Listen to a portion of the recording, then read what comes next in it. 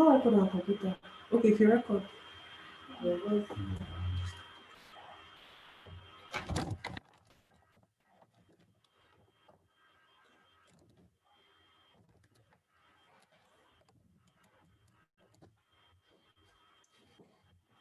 Hello, everyone. Good morning. Good morning, everyone. Welcome. My name is Chisom Budemezwe, and I manage enterprise development at Clean Tech Hub. I would like to thank you for tuning in to our first ever digital demo day.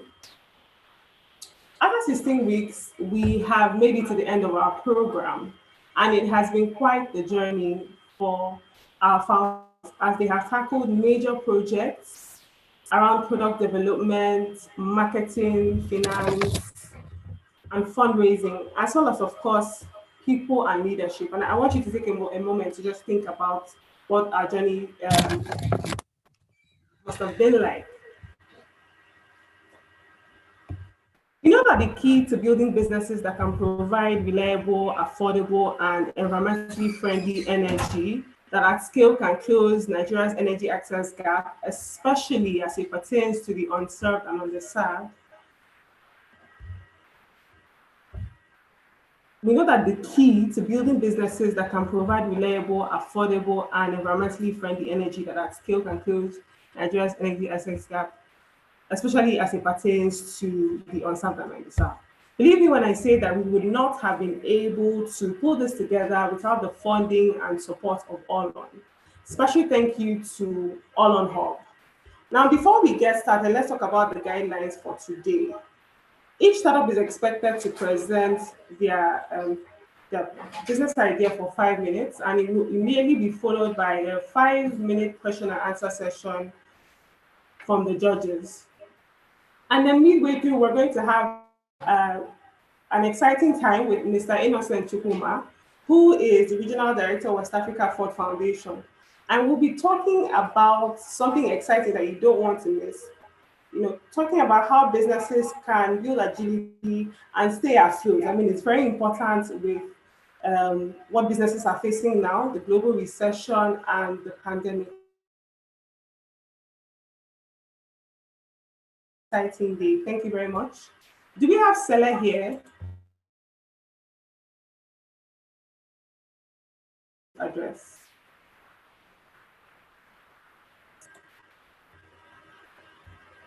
So we'll just give a few minutes to let Mr. Sele Inebedion join, and then we'll kick off. Thank you very much.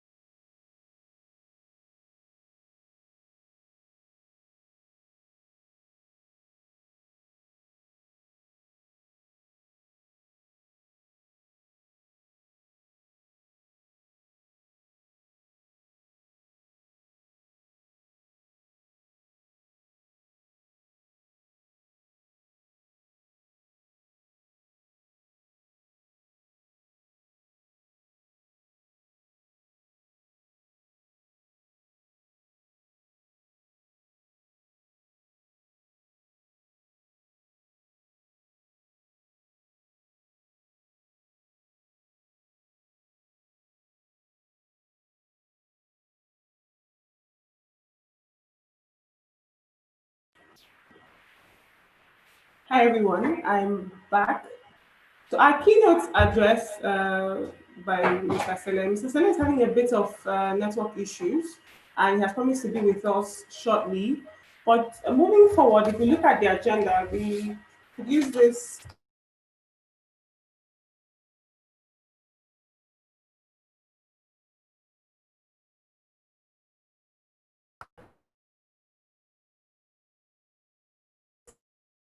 time. I just run through it again. We've had our brief introduction and welcome address, and we know the demo day guidelines. Each of our 13 startups will pitch, and then they will be asked questions and by our jury. And then we'll have Mr. Sele Nebedion from All On Hub give his keynote address, and then we move right into the pitching session. I hope we're all excited. Midway through, we will have our fireside chat with Mr. Innocent Chukuma. And I will encourage us, if there are any questions that we have, want to ask him, well, feel very free to put them in the question and answer box. I'm sure he'll be very happy to answer them during the program or just after the program. I'm sure we also have our judging criteria, and this is for the judges and the startups, of course. So the Incubate, the startups in this case, will be judged to be based on a scale of 0 to 5, based on their business market potential, the job potential, or social impact of their product or project, innovation or technology potential, um, climate impact, the strength of their management team, and of course, the quality of their pitch. And the order in the judging criteria also shows us how the pitch session will progress. And then we'll have Dr. Wiba Boa give us some closing remarks and then we bring the event to a close. But before that, I'm sure that the judges will have things to say because I can imagine that the 5 minutes for questions will not be enough for whatever questions and comments that the judges will have. We're very happy to have Sele here. Um, Hi, Sele.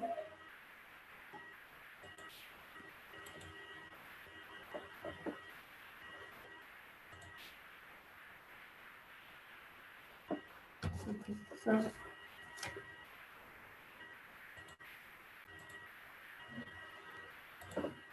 so he'll come up when he's ready, but he's here with us. And yeah, so just running off of that, we would have our judges give their advice, invaluable advice to these startups as it pertains to moving forward post incubation program. And all our startups know because we have a growing ecosystem of startups, and they know that they can always reach out to us post this program for advice, for mentorship, for any form of hand holding. I'm sure that we built a family, and these past weeks have been a learning process for us as well. Thank you very much.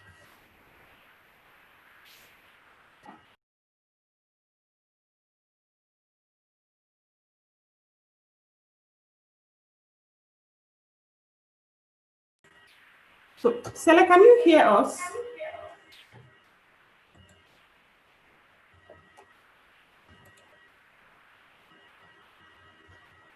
Are you able to predict by your judges?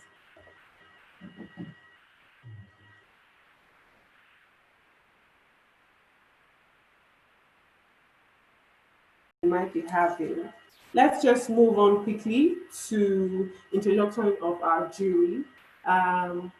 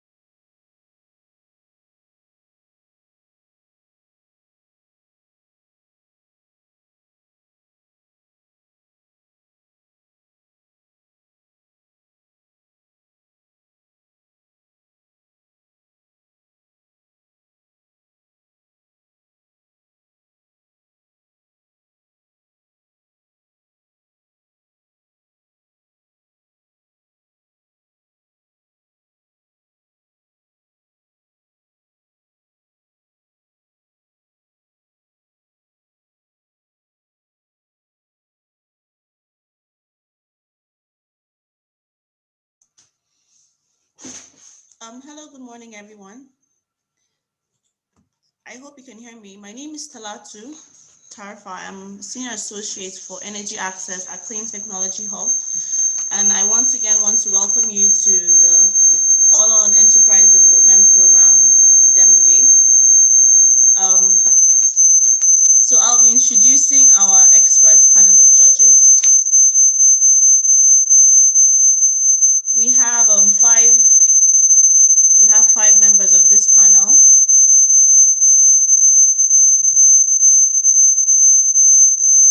Okay, thank you. So the first person who is already on this call, on this meeting and workshop is Mr. Ifeanyi Orajaka.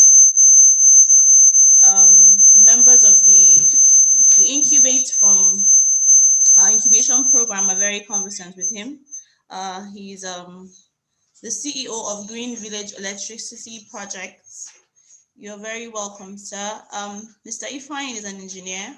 He's an Obama Foundation Fellow, a global shaper, social entrepreneur, green ambassador, and mentor, as well as the founder and CEO of Green Village Electricity Projects Limited. He has over 10 years of experience in the renewable energy systems, design, installation, maintenance, business development, and a host of other experiences. He's also an alumnus of the Harvard Business School's Driving Profitable Growth Executive Education Program, and is a current participant of the Harvard Business School Senior Executives Program. We're glad to have you, sir. We look forward to your insights as we move forward. The second person on our panel today, our judging panel today, is Ms. Moin Abiodun. She is the CEO of Solicentra. She's a chemical engineer by profession, an optimizer, design thinker, and a problem solver, and is currently improving energy access in Africa by designing and executing renewable energy asset development and operation strategies, both locally and internationally. She has over 13 years of experience in energy and has curated a colorful career across Americas and across America and Africa by influencing engineering design in oil and gas servicing with Worley Parsons. We also know that she has spent a lot of her time in Rensource and PowerGen. She holds 2 degrees. The first one is in chemistry and another in chemical and biomolecular engineering from the prestigious Georgia Tech in Atlanta. Thank you, Ms. Moing, for being here. We're glad to have you on this panel as well. So we also have on our judging panel, Mr. Esosa Imukuede. Sorry for that. Mr. Esosa is a business advisory associate at All on Hub. He has over 10 years of professional experience in the power sector, including generation of fossil and non-fossil fuels, transmission, as well as the distribution value chain.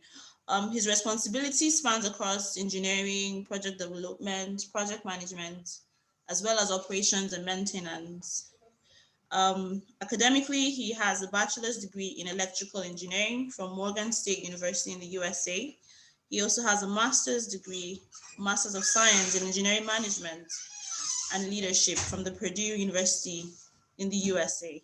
He's also a certified project management professional, PMP. Thank you, Mr. Esosa. We're glad to have you on our panel today.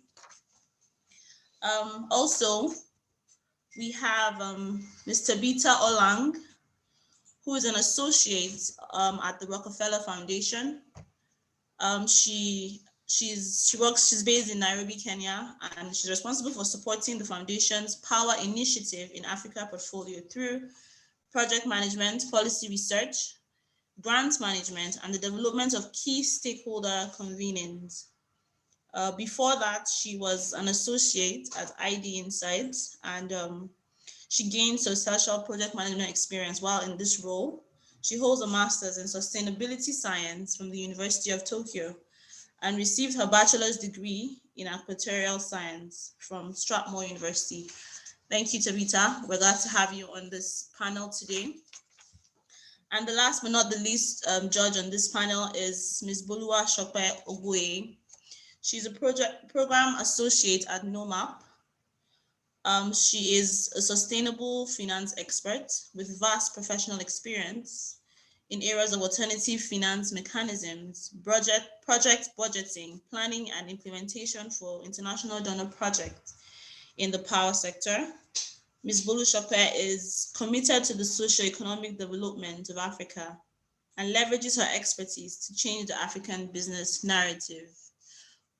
We're very pleased to have you on this panel as well, Ms. Bolu Shope. So thank you so much thanks to our judges for being here, and we look forward to having a great time moving forward. Thank you. Thank you very much for that, Talatu. Welcome, judges. So right now we will have Mr. Saleh Inebadion, who I'm sure, wow, welcome, Saleh. Morning, can you hear me? Yes, we can hear you.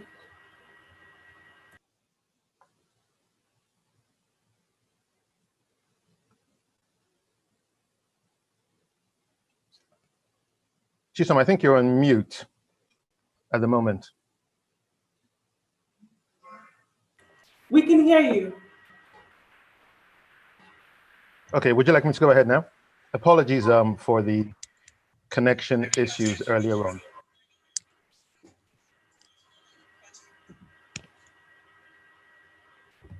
Okay, so I'll kick off then. Good morning, ladies and gentlemen. It's a pleasure addressing you today, and I thank the Clean Tech Hub for this opportunity. My address will be brief. It's titled Tomorrow's Nigerian Heroes, and it's really a charge to this cohort of the 2020 Enterprise Development Program. I'll start by stating the obvious about the extraordinary year we have experienced so far in Nigeria. It's been challenging to say the least. As a result, a lot of our fragilities have been exposed. You know, the global COVID-19 pandemic tested our healthcare system. Lives and livelihoods were adversely impacted, and we're still feeling those effects till now. The recent youth stance to end SARS has amplified the cry of Nigeria for an improved democracy and better opportunities in life. Out of all the goings on, we have seen heroes emerging, everyday individuals and corporate organizations alike, rising to tackle these cries for a communal good, for a national good, for the good of the Nigerian people. So for me, those who step up and take head on our crippling issues in healthcare, agriculture, education, and of course, power, for me, these are our Nigerian heroes. At Allon, we firmly believe that access to energy and power is a fundamental right of all Nigerians, a means to better healthcare, better agricultural systems and food security, better education for our kids, overall a better standard of living.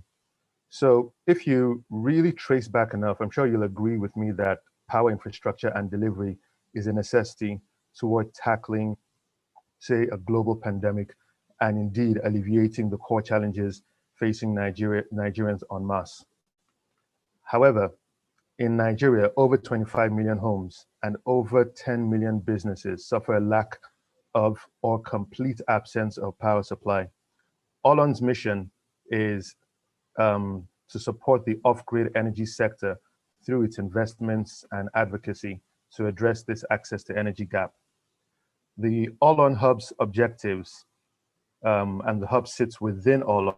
The hub's objectives are to develop and implement Allon's technical support framework for early stage energy portfolio businesses and manage partnerships that enable these businesses to deliver affordable, reliable, and sustainable energy solutions in Nigeria. All this in line with Allon's overarching mandate.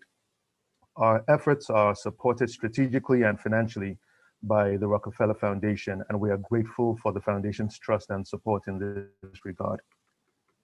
We achieve this in part through strategic partnerships, like our partnership with CTIAF, the Clean Technology Hub, a partnership that we hold very, very dear. Through this partnership, budding entrepreneurs such as the finalists here today, with game-changing, innovative ideas that will contribute to the energy access solution for Nigerians, They're upskilled and equipped with the tools that take their ideas from concept to implementation and to scale. I expect these entrepreneurs with their solutions to go on to generate countless energy connections over the years, certainly not overnight, and connections, that will save lives because hospitals will be able to provide the necessary care and treatment needed by rural community dwellers, connections that will enable children at the bottom of the pyramid benefit from an education that stands them in good stead in the future, connections that will support agricultural systems and improve food security, connections that will empower women, connections that will make life better for Nigerians. This is the reason why we're here today at this event. One, to celebrate these heroes of tomorrow, as I'd like to call you, for your dedication, diligence, and determination to stick it out these past 6 months. Out of over 100 applicants to the program, you are the last standing, so congratulations. And two, to encourage you and wish you well as you embark on the journey of building the nation via your passion and your careers. At this point, I hope you do feel a little bit daunted, as I want you to appreciate the significance of the space or sector that you are now playing in and the enormity of the responsibility that you now share with CTIAF, All On, and a host of other stakeholders in the sector. We are seeing a huge amount of collaboration between the private and public sector that ensures a fertile ground for your work and efforts to come. For instance, the various electrification initiatives being spearheaded by the Rural Electrification Agency provide a lot of opportunity for you to get involved from day one. All On and the All On Hub will be here to support you on your journey of growth and impact, to provide you with the technical and strategic support as you transition from ideation to growth and scale. I, in particular, am looking forward to the presentations today. And without wanting to bias the judges, I'm looking forward to hearing more about such innovative solutions as solar powered generators, mobile solar power charging systems, the use of wastewater to generate power, and other various waste to energy technologies, biogas technologies, etc. Also, I believe that, if I'm correct, a fair percentage of the entrepreneurs showcasing today are women, and I'm very glad about this. The sector is in need of more gender balance, and let's face it, a lot more impact is accomplished when women are involved. So in closing, I just want to congratulate Ifemalo and the team at CTIAF for a job well done over the last 6 months. Very grateful for our partnership. And I also want to congratulate once again the finalists in this enterprise development program for 2020 on your successful completion of the program, over the past 6 months. I wish you all the best in your presentations and pitches today. And I look forward to you becoming Nigeria's heroes of tomorrow. Thank you very much.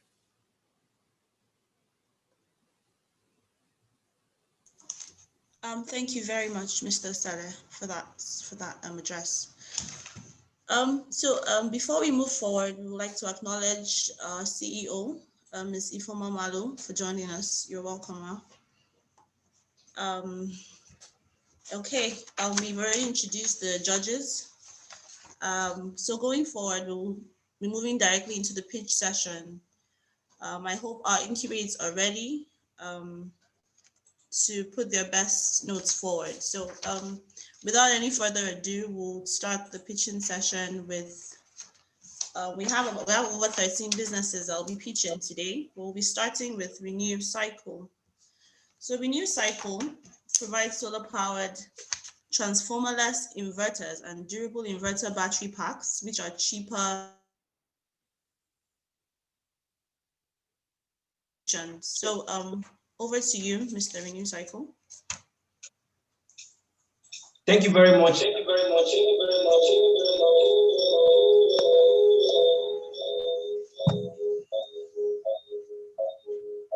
Could you check your connection, please? You're echoing over here. Okay. Thank you.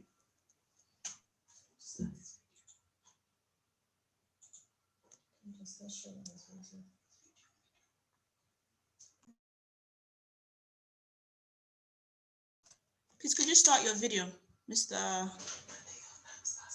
Chibuna? Your time starts now. Remember to keep it brief, so that other people can have time.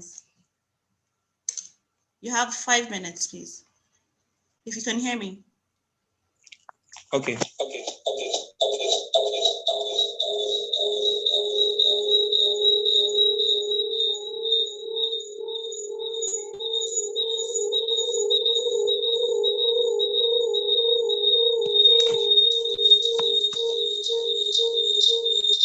Are you okay? Okay, yes, I'm fine now. To boost business profitability and individual productivity, the need for access to reliable and affordable electricity cannot be overstated. This is how we started. In 2018, we met Madam K, a shop owner in Federal University of Technology, Owerri. Madam K always wanted to acquire a solar inverter system for her shop. However, on getting to the market, she discovered that the price was too prohibitive. So she decided to check her bank loans. On getting to the bank loans was so stringent that the conditions for these bank loans were so stringent that she was not willing to commit to them. So she checked her bank savings, and then this was not going to add up anytime soon. So she decided to endure the pain of using her apartment generator set. Sorry to interrupt, Mr. Chibuna. Could you rotate your camera, please? Okay. Yes, that's a lot better. Thank you. You can continue. Okay, better now. Okay. All right. So on getting to the bank, she discovered that the bank loans were so stringent that she was not willing to commit to the conditions. So she decided to endure using the pain of her generator set. And she wanted to acquire this solar inverter system in order to reduce her business operations, to reduce the cost of running her business, and also to reduce the fumes and toxic noise that comes from this generator set. When we heard her story, we felt her challenge was unique to her, not until we conducted further research and discovered that millions of university students, young professionals, and small businesses face the same challenge. So we looked critically at an inverter system and discovered that this makes up 50% of the total cost of acquiring a solar inverter system. So we asked ourselves, how can we reduce the cost of acquiring inverters? At RenewCycle, we provide affordable transformerless inverters built specifically for the African market. At just $260 per unit, you can get our product through a direct sales or installment payment plan. In Nigeria alone, the decentralized renewable energy market is valued at $9.2 billion per year, with a compound annual growth rate of 12.39%, according to Model Intelligence. And in sub-Saharan Africa, over 600 million people still lack access to electricity. And for this, we target a market share of 20%, leaving us with 120 million potential users and a lean obtainable market of 1 million users. This is the best time to invest in decentralized renewable energy systems because globally, the cost of acquiring these systems are falling, and there is a clamor for more sustainable energy systems. And this trend will continue in the coming decades, leading to the energy transition by 2030. We discovered our customers through a in-person chat with 5 small business owners, 8 university students, and 2 young professionals in the university. And on the slide there, you can see our prototype being tested by one of the shop owners. Our direct competitor is Growat, and our indirect competitor is the apartment generator dealers. Our competitive advantage is that we offer niche market innovation, customer-centric offerings, energy cost savings, and productive use power generation as our competitive advantage. For our financials, we are looking to sell 2,000 units of our products at a revenue generation of over $520,000 in order to break even. And for us to roll out 500 units of our products, we need an average investment of $100,000. However, the $10,000 grant will help us to drive our research and development and deeper market research. We project to create 100 sustainable jobs by 2025, to decommission 5,000 plus generator sets, and to sell and install 2,000 megawatt capacity of our inverter systems by 2025.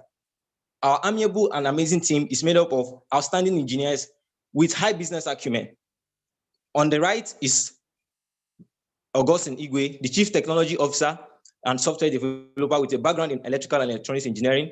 The middle, you can find Benedict Okpala, our Chief Innovation Officer, and the robotics and artificial intelligence expert, also with a background in electrical and electronics engineering. and my humble self, Chibuna Obona, the project and business developer with a background in chemical engineering and also Chief Executive Officer.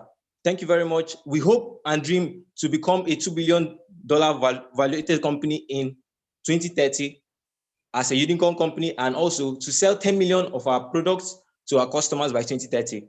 We want to thank Olon and Clean Technology Hub for this great opportunity during this rigorous 6 months of incubation. And we also thank the judges and the audience for listening and for their attention. Thank you very much. God bless. Thank you very much, Mr. Chibuna. I would have said we should give a round of applause, but for obvious reasons. Okay, thank you for that. Next, we'll be taking questions for the Renew Cycle team. So please, if you have any questions for them, we can allow about 2 questions. So please, 2 or 3 questions. Just if you have questions, you can raise your hand. Yes, just click on the raise your hand button, or just let us know in the. Okay, there's a hand raised. Okay.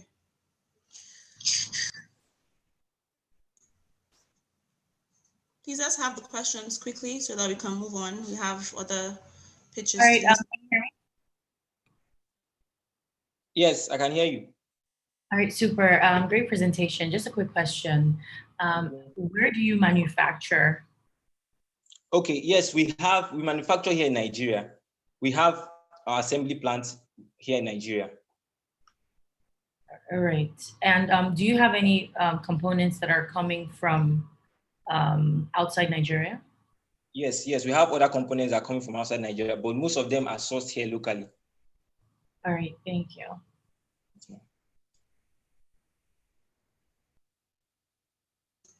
Thank you. Next questions, please.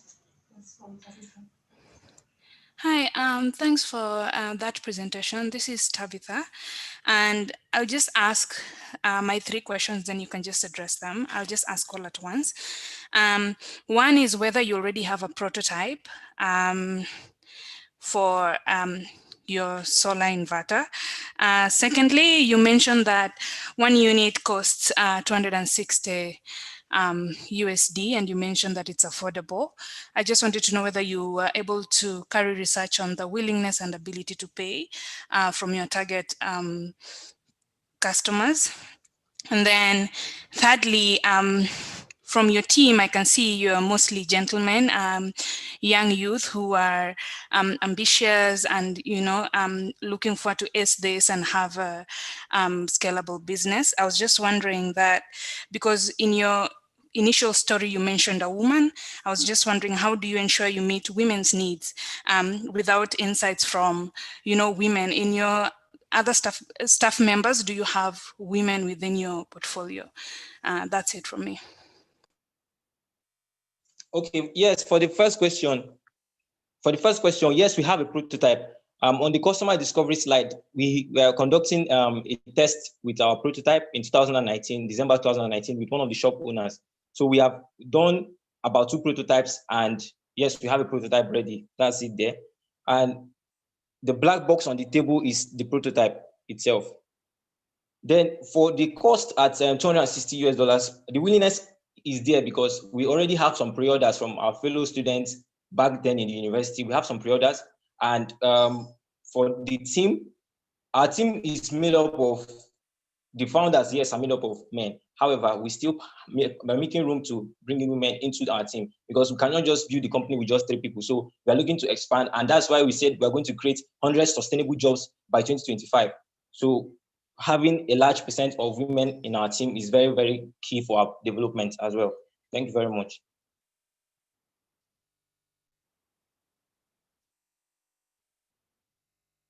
Okay, thank you very much. Do we have any more questions we can take one more question for Renew Cycle.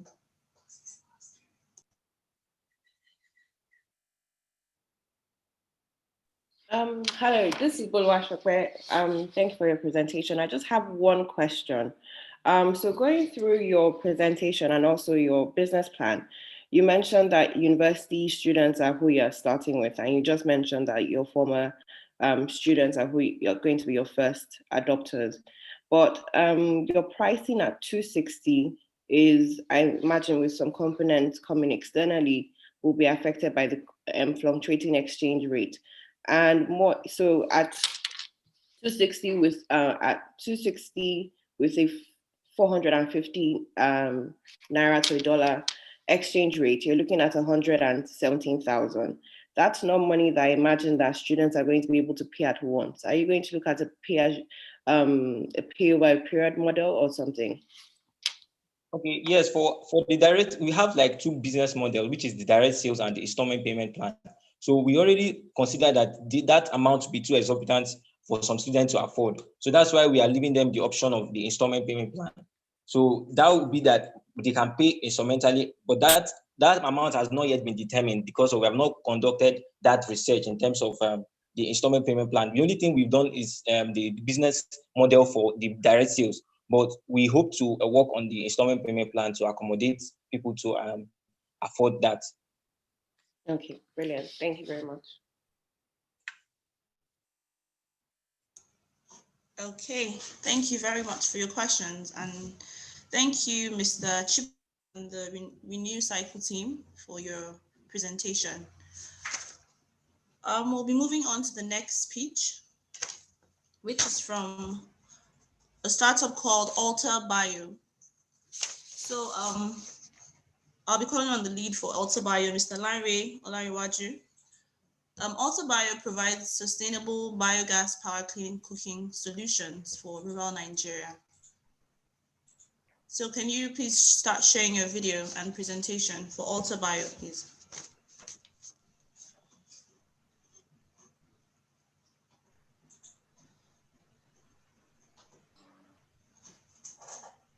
Can you hear me? Can everybody hear me? Yes, we can hear you. Please go ahead. Your 5 minutes starts now. All right. Thank you very much, everybody. My name is Olanrewaju Oluwafemi. I'm the CEO founder of Alter Bio Renewables Limited, a Nigeria-based clean energy firm that is into the promotion of clean energy as an alternative solution to fossil fuels, and as well as maximizing the value chain potential of biogas technology. Now, the title of my presentation this morning is Sustainable Clean Cooking Solution for Rural Nigeria. Now, this solution is basically based on 4 problems that we identified in our immediate environment. These are namely agro-waste management, CO2 and greenhouse gas emissions, deforestation, indoor air pollution from firewood. We found that agro-waste does not get as much priority compared to municipal waste management in Nigeria. And for this reason, the consequences include some very hazardous environmental impacts on our environment. Like a lot of these wastes, they get left to rot in the open. Sometimes they get burnt up, and as a result, they contribute to CO2 and greenhouse gas emissions. And also, we've discovered that a lot of Nigerian women still prefer firewood and charcoal as their source of energy for cooking. And the consequence of that is that they go into the bushes, they spend a lot of time going into the forests and bushes to cut down trees, to gather firewood. And in the process, they contribute enormously to deforestation because they don't replace those trees that they cut down. And then when they go home to cook, they expose themselves to smoke, which when they inhale, it causes a lot of health problems. In fact, according to the World Health Organization, an estimated 95,000 Nigerian women die annually from exposure to smoke that they inhale while cooking. So basically, our solution is built around these problems. Now, this solution is basic. We have found out that Nigeria generates a lot of waste from agriculture, from processing, and from just basic agricultural activities. We'll be focusing on cassava as a crop because Being the largest producing country in the world, Nigeria generates an estimated 15 million, we produce an estimated 54 million tons of cassava every year. And the activities involved in the processing of the crop also generates about 15 million tons of cassava peel waste, and then about billions of tons of wastewater. Presently, there's no way because the government does not put priority on evacuating agro waste. So a lot of this waste just gets wasted. So our solution is to harness the renewable energy generation potential of this waste by using it to produce biogas through a process of anaerobic digestion. As a result, and to this end, we created 3 products. The next slide, please. Yes, these products are the biogas itself, the PVC gas holder, which serves as like the cylinder, and the bio stove. Now, these 3 products, they work together. The biogas the biogas is generated through a fermentation process. It can be very basic or complicated, but locally we have come up with a simplified process of generating this. And the idea is to identify areas where a lot of waste is being generated. Like, for example, I know of a place where they generate as much as 100 tons of cassava peel waste every single day. Places like this are all over Nigeria. So the idea is to create hubs where biogas plants would be sited in these areas and generated, and then... Hello, Mr. Lanre. Yes, ma'am. So you will need to stop in the next 10 seconds. Whoa. Oh, okay, move on to the next slide, please. Sorry. Okay, the business model is simple. We're selling these 3 products to the consumers. And the next model, please. Next slide. The market size, we are looking at targeting 17.5 million families that still use traditional cook stoves that depend on firewood and charcoal. The market value is about 1.4 billion. Please, next slide. The comparative advantage, it's clean, it's cheaper, it's environmental. Thank you, Henry. Sorry, but it's really 5 minutes already. I'm sure you'll be able to explain the rest of your deck. Okay, the CP has asked that we give you a full minute more. So just 1 more minute, please.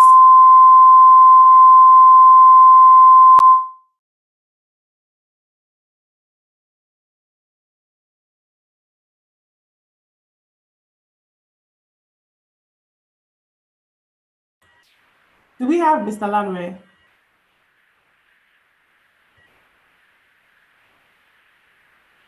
Hello?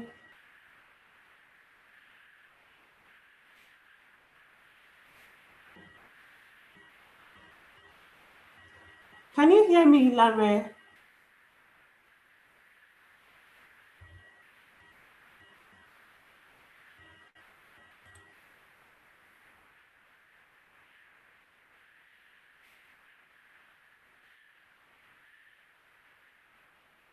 Can Mr. Lanre confirm that he can hear us? If he can't hear us, then we'll just have to move to the questions.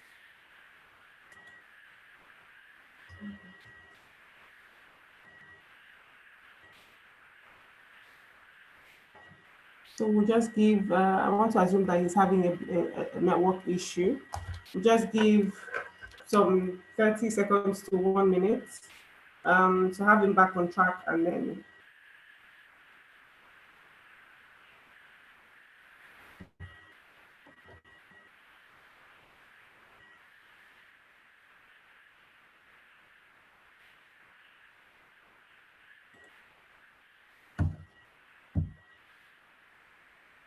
okay, so we can Mr. Lanre to answer questions since we can't hear him and we can't see him. Mr. Lanre, can you hear us? I apologize. Okay. I apologize for that. My laptop crashed. I'm so sorry. So I'm using my phone right now. There's a technical issue from Mr. Lanre's side, so we have to move on to the next. Is he speaking? Okay. Okay. So, what did you say? I could continue? Yes, Mr. Larry, continue for 1 minute more. You All right. just have a minute more, and then we'll have to stop. All right then. Thank you. So yes, the comparative Okay, so advantage he's of. back on. Can you hear me? Can everybody hear me? Yes, We can hear you clearly. All right. We can hear you clearly. Yes, thank you. Sorry about that again. Yes, the comparative advantage of this technology is it's clean, it's cheap, it's environmentally friendly, it's healthy, and it's quick. Next slide, please. Now, how do we intend to use the funds that we are looking forward to gain from All On and Clean Tech Hub? Basically, we feel we've come up with $38,000 as the total amount of money we need to get our project started. 10,000 of these we intend to contribute as the founders' equity, and the remainder, the 28,000, will be for from grants and other sources like investors. We intend to divert these funds toward building constructing the biogas and the biostove plants, marketing expenses, as well as working capital. Next slide, please. Now, our financials. For the first 5 years, we project that we'll be growing from our profits from 8% to 35%. In the second year, we project growing our profit by 8%. By the third year, 18%. By the fourth, 25%, and by the fifth, 35%. Next slide, please. Now, our team. Our team consists of two of us, myself and Ayola.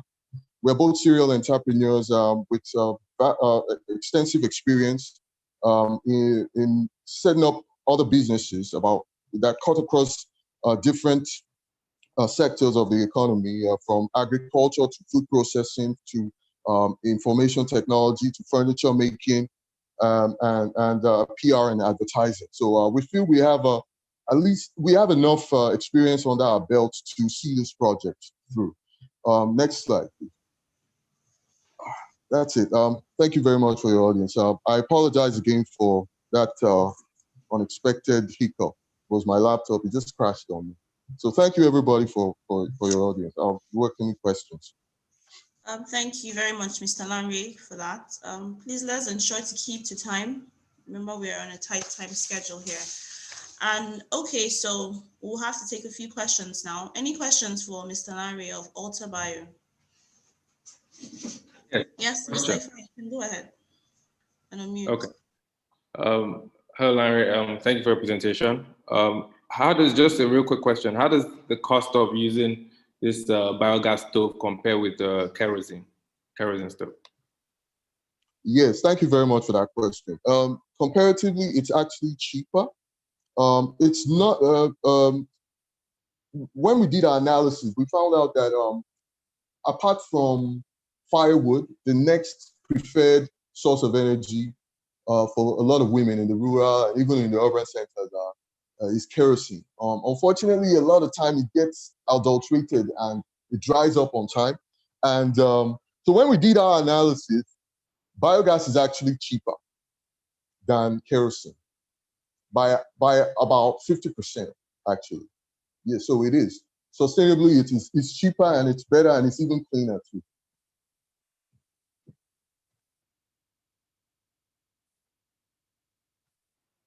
Okay, thank you.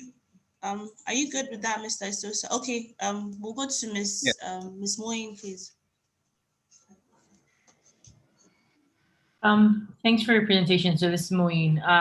Quick question: who are your, apart from kerosene, who are your competitors in this space? All right. Thank you very much. Our competitors are basically the merchants that sell firewood. They sell firewood and they sell charcoal. Because there's a general perception that firewood is probably the cheapest source of energy out there, because you can just walk into the bushes and forest and just cut down trees, and you have your wood. You know, but like I said, it's so in that respect, the merchants of firewood are competitors. The kerosene distributors are also our competitors. Our strategy is to eventually convert these competitors into our distributors as well, by coming up with some novel distribution strategies. Yes, LPG marketers are also our competitors, but we don't see them as our primary competitors. The primary competitors are the firewood merchants, firewood and charcoal merchants, and the kerosene distributors. Thank you.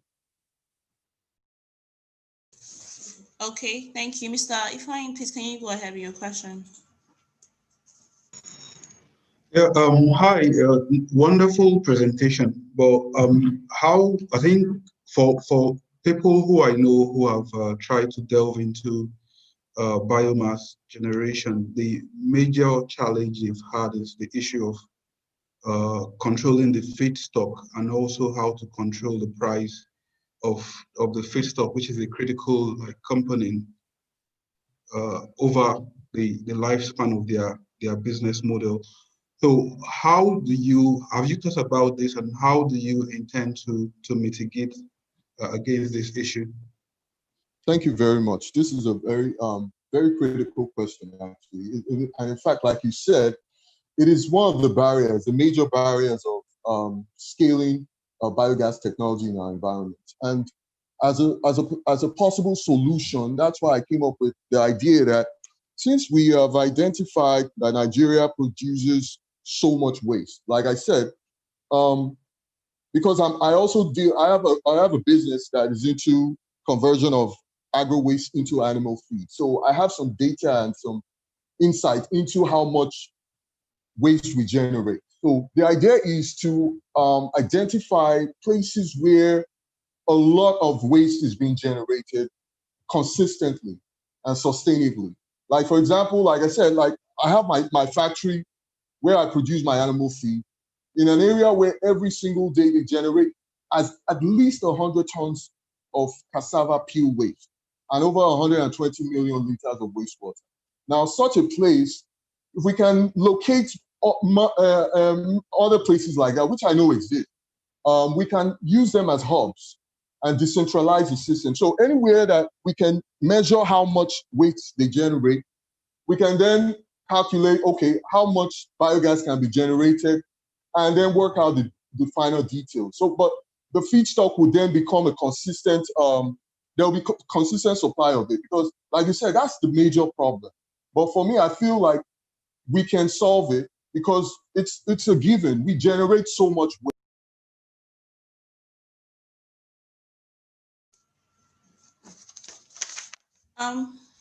Mr. Larry, can you hear me? Okay, so just to move on to the next startup, please. Green Era. We'll call on Mr. Gift Moneke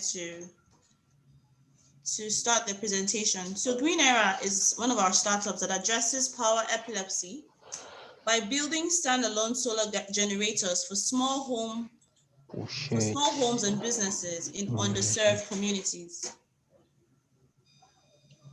Mr. Gift, you can start your video. All right, I'm still restricted from starting it. We're working on that. And just a brief comment to the participants. So if you want to type your questions in the question and answer session, be sure to put the name of the startup to which you're addressing the question to, so that we can always address it. Yes, so thank you. You have 5 minutes, please go ahead. Last year, there was a total blackout in my community, which lasted for more than 8 months. And this led my friend and I, who is now my co-founder, to build a personal solar system for ourselves. This story took a new turn when we met Ms. Anyasodu. She was also affected by this power blackout. Unfortunately, her husband, who is a driver, has been hospitalized for more than 6 months. Next slide, please.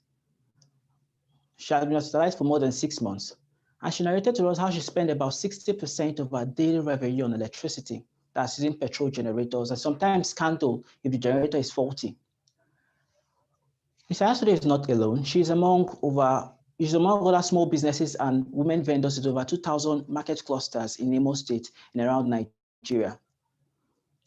And this was the reason why Greener Technologies was born.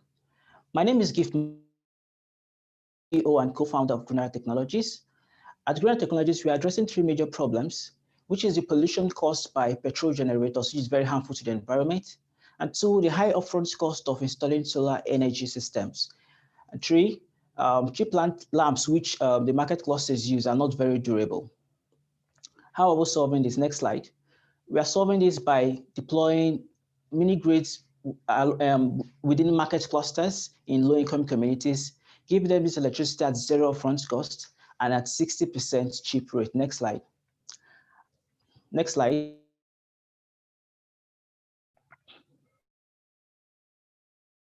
Previous slide, please.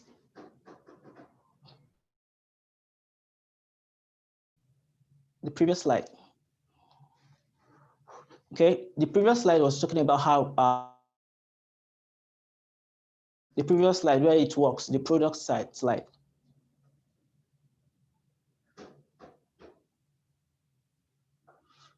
Previous slide, please. Okay, yes, and this is how it works. So we locate a market cluster, close to that place, and using an inverter, we'll invert it and deploy to the where the market cluster is situated. Next slide. So our value proposition is very simple. We give them, they don't need to worry about maintenance costs as it is with individual solar systems, and they have switched customer care support in case of any challenge. Next slide. Our business model is very simple. We charge 15 naira daily, which is around 13 cents, to 1,500 naira monthly, which is around $4 a monthly subscription. Currently, we collect payments manually using our agents, and they collect payments using the POS. But currently, we are working on automating this payment process using smart meters. Next slide. So our market is very huge. Out of the total addressable market, about 90 million MSMEs in Africa.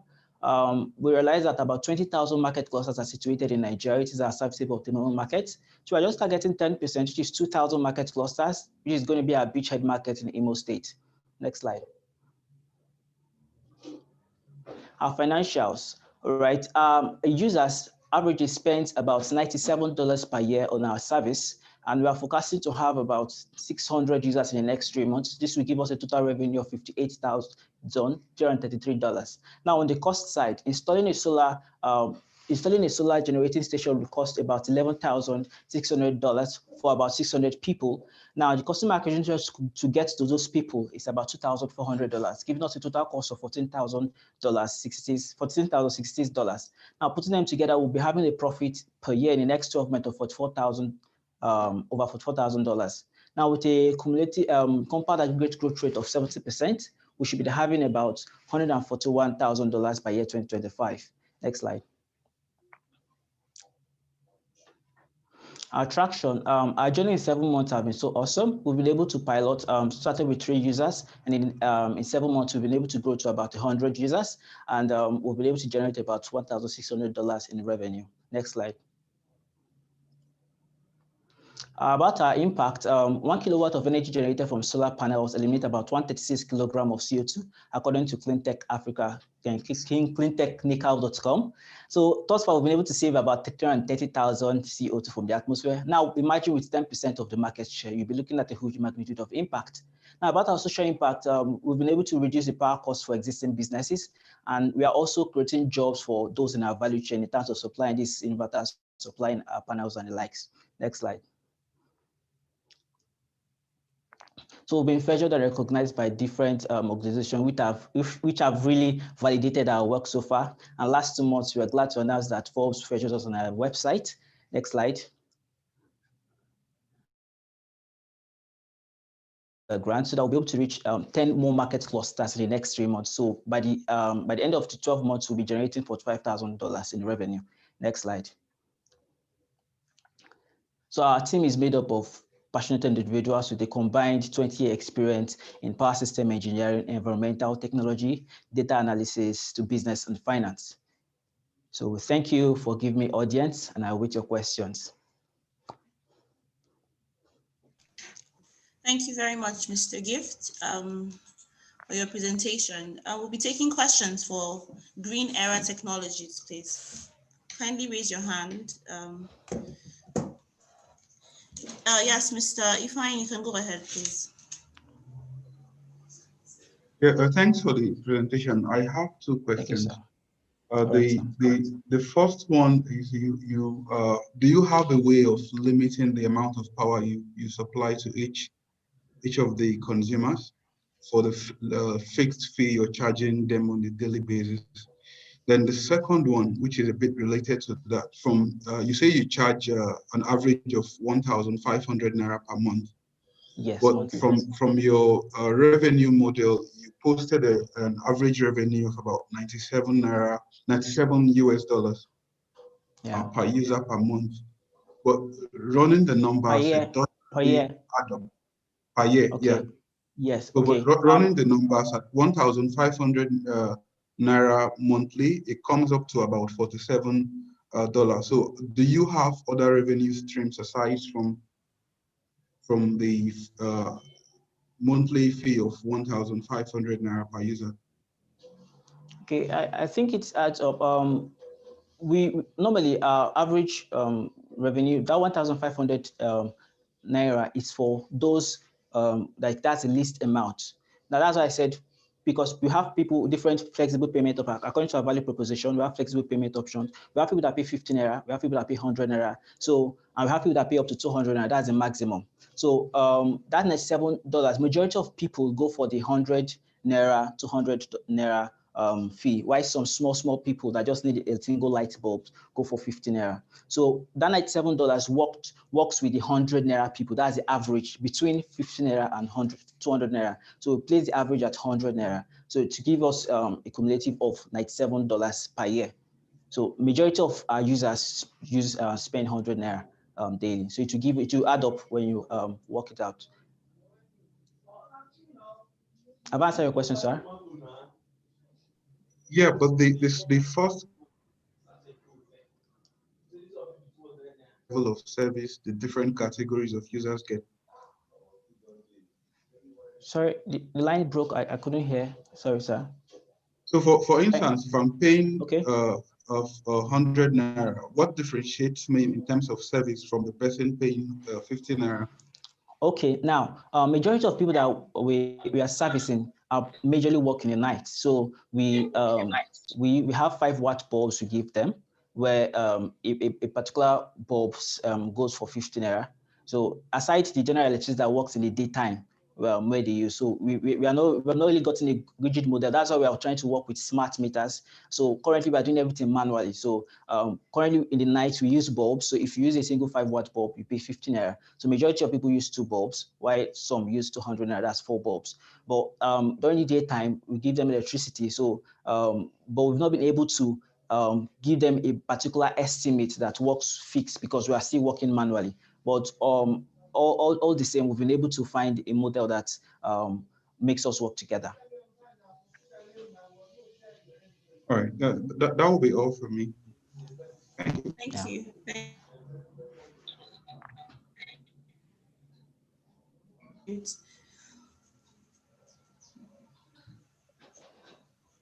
Tabitha, can you hear me? Yes, I can hear you now, thanks. So can I just go ahead? Yes, please.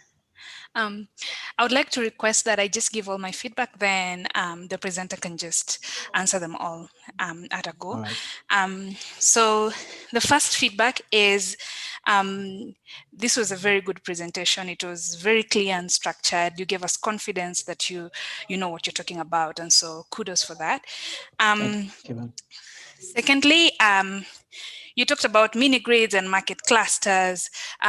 What I didn't hear was there are very many people already doing this in the Nigerian market. There are big fish in the market already planning to do this.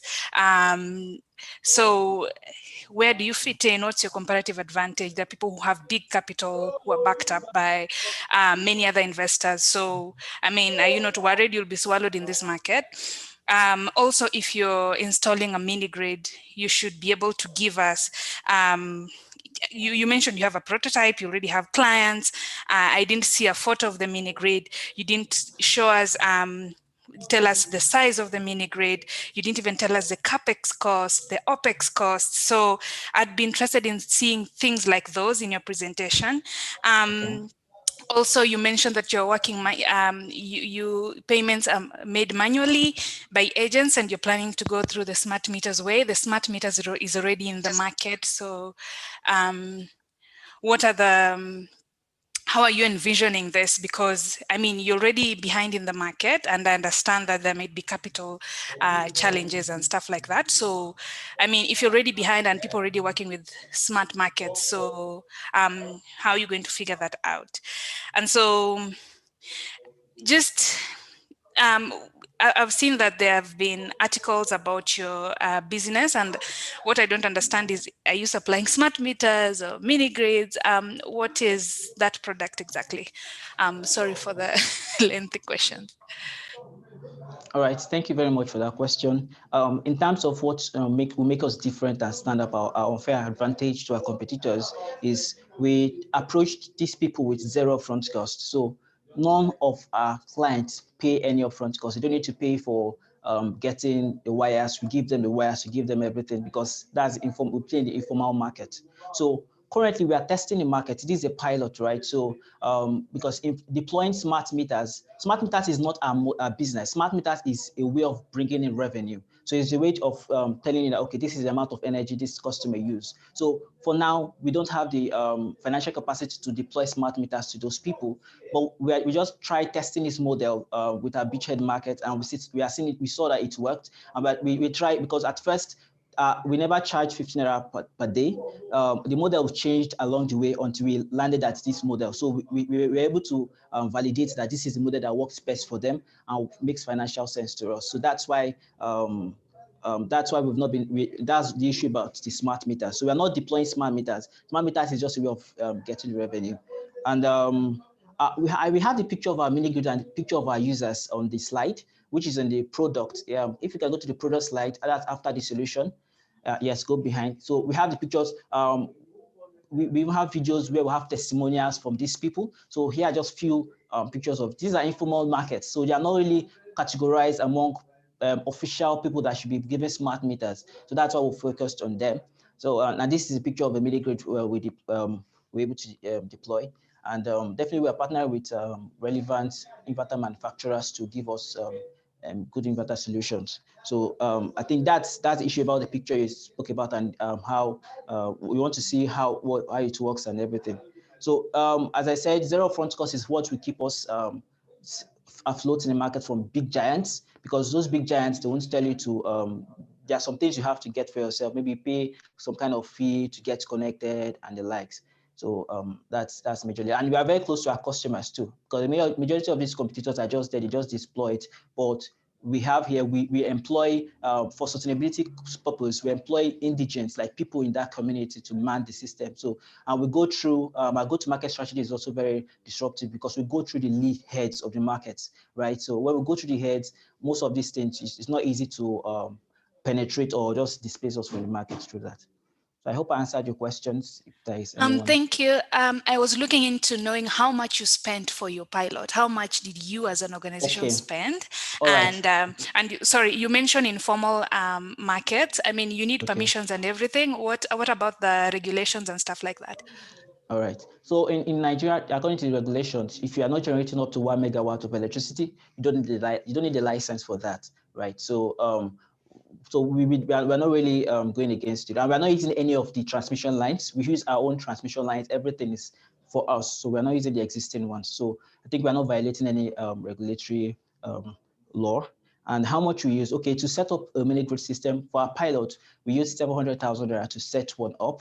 So we started very small, so we were investing our revenue, so we were able to expand. So there was not actually a fixed cost that we did not just start at once, but we've been able to do our financials and realize that it will cost at least 700,000 naira to set up what to serve about around 70 market clusters.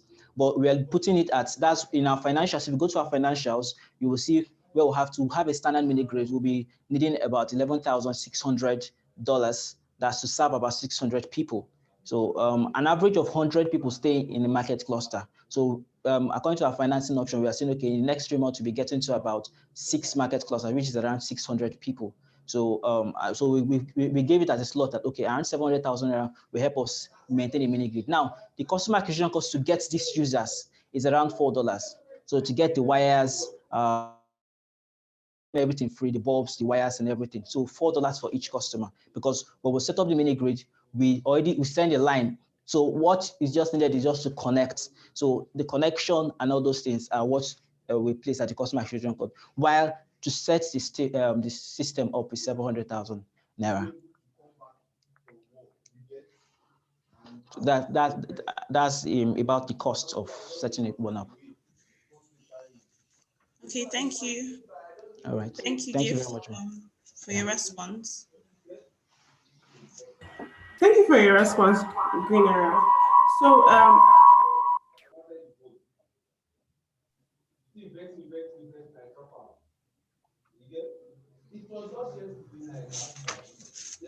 thank you for your response, Green Era. I put in the chat box. I know we have a lot more questions, and the startups are very happy to answer them. If we put them in the question and answer box, the startups will answer them. And those watching from YouTube as well, we're collating your questions and we'll put them in the question and answer box, and the startups can answer them as the program progresses. Thank you very much. Okay. Thank you very much. Thank you for that. Sorry. We'll be going ahead. Okay, I think there's still one more question from the judges.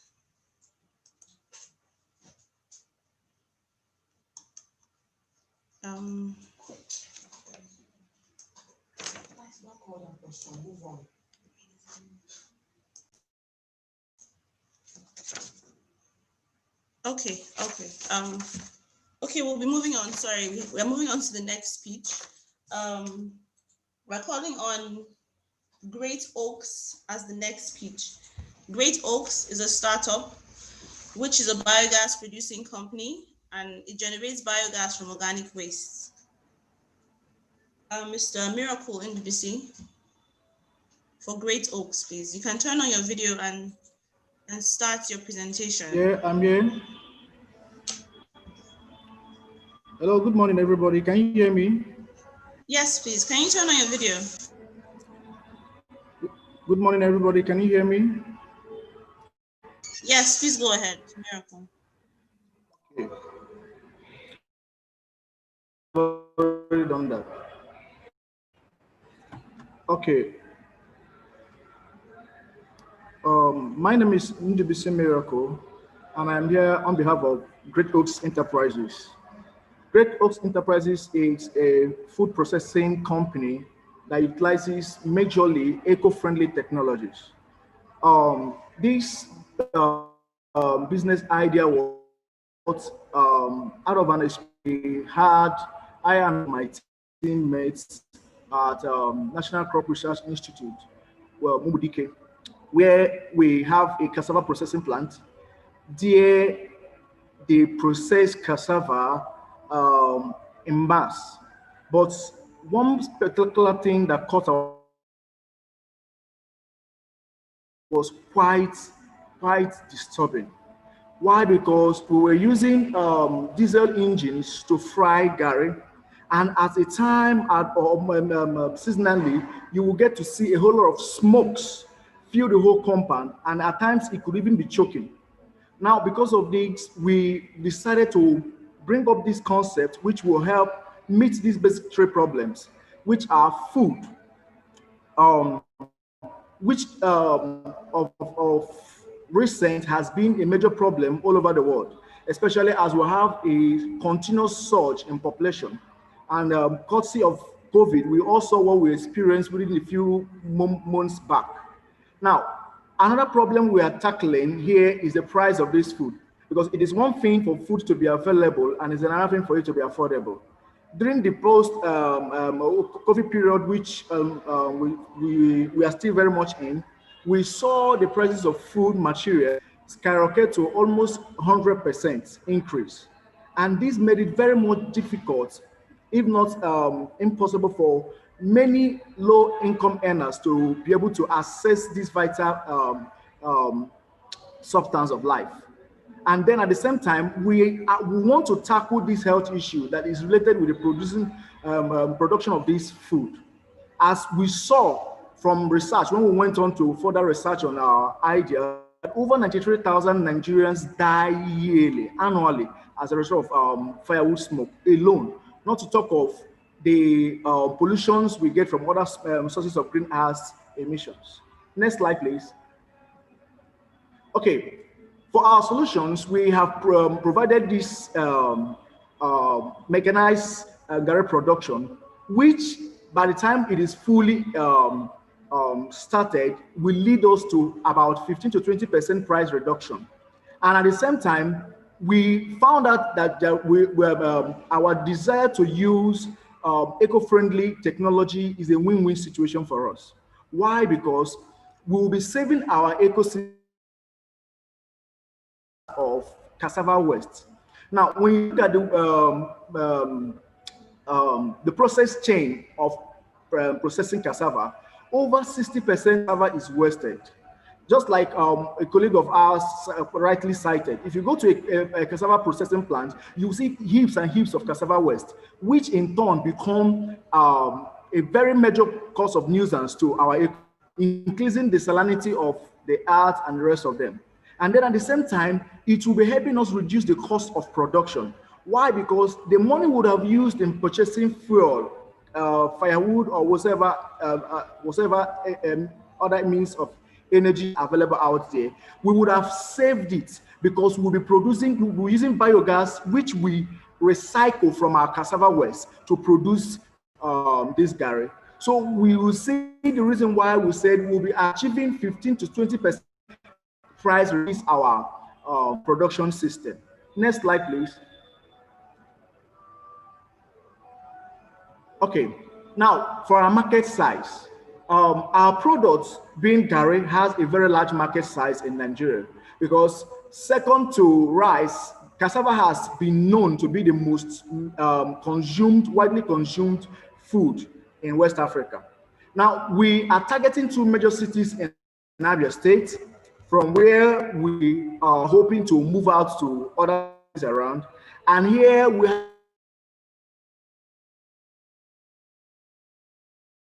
average annual turnover of over 50 markets, out of which we are just targeting for an initial start of 12% market share, which we are looking at supplying these markets with 48 tons of garri. Next slide, please. Sorry, Mr. Miracle, you have 1 more minute, please, to round up. Okay. We have over 2,250,000 individuals that live in these two cities, and they are responsible for the consumption of the said 3,600 tons of garri. Next slide, please. Okay, our business model will be selling our products outrightly, out of which we are expecting a 15% profit from every 100 kg bag we sell to our consumers. Next slide, please. Okay, we are not alone in this market, as we saw from our research, our market survey, that we have producers from marketplaces like Ebonyi, from Mohafia village, Shalangwa, and other rural communities around. But we have short age over them. Let's go to the next slide, please. Our advantages over them includes our great passion to satisfy our customers, which could be seen in our great quality, which we're offering them at 15 to 20% lower price. We are also making sure that our quality is maintained across the year, and at the same time, our product is coming with no negative impact to the society in terms of damage, which could be noticed in almost every cassava processing plant. Next slide, please.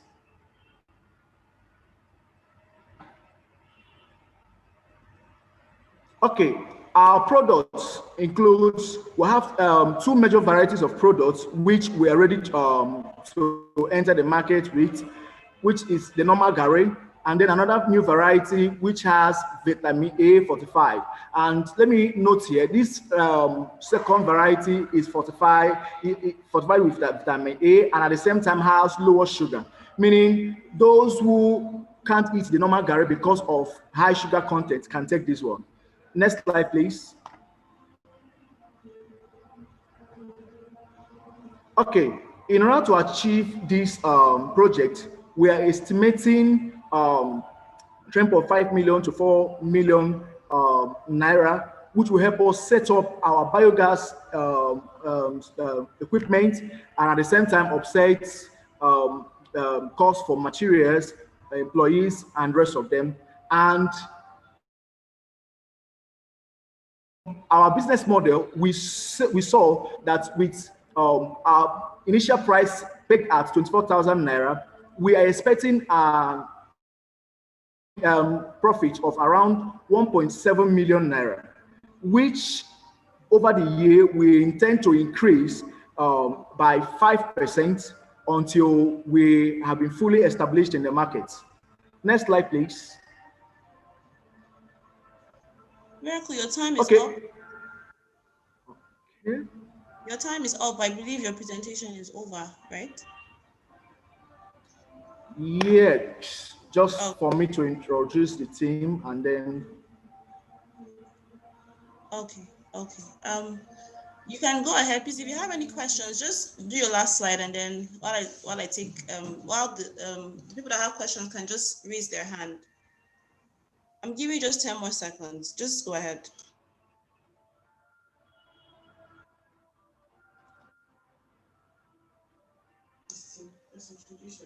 Okay, thank you. In order to actualize this, we have a team of, yes, in our team we'll have Roots, we'll have Kelvin, we'll have Precious, and these are all different professionals from different works and entrepreneurs from different fields that cut across food production, food processing, and engineering too. And our dream is to become the foremost African food processing plant that uses clean technology. Thank you. Thank you, Miracle, for that. Please, let's just as a reminder to the rest of entertain. So just keep your presentation short and precise so we can take more questions. So allow for about 2 to 3 questions before we take the rest of the questions in the chat box. Any questions for Great Oaks or Miracle in the BC of Great Oaks?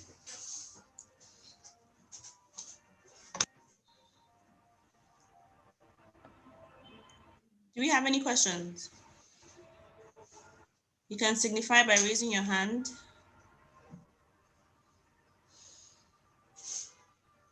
Okay. As we continue, if you do have any questions for them, please do not hesitate in the chat box. So we're going to this presentation with Jan Beckham.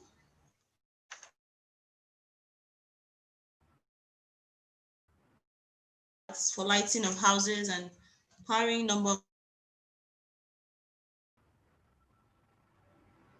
and fans. Jan Beckham, you can begin with your presentation. Kindly turn on your video. This is Ibeko son. Hello, can you hear me? Hello, can you hear me? Okay. Please turn on your video and begin.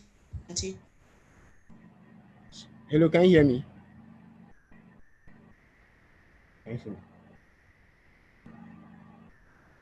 Hello? Sorry, my name is Kenneth Chidozie. I think there's been an error. I will be presenting next for Green Tech, not Jambecom. Thank you.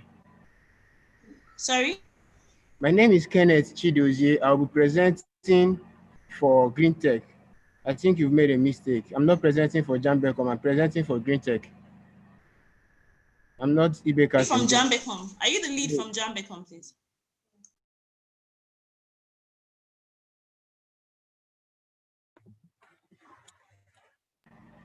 You're currently on mute. Sorry, I'm the lead for Green Tech. I'll be presenting for Green Tech, not Jambecom. My name is Kenneth Chidozie. Okay, you can, Kenneth, sorry, we're here, the next presentation is Jambecom, please. Not you, not Green Tech, Jambecom. Okay, no problem, I understand.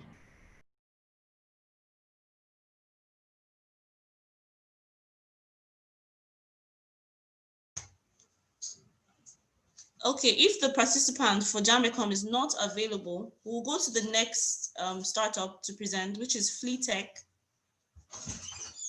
Fleetech, please, can you unmute? This is Favor Ori.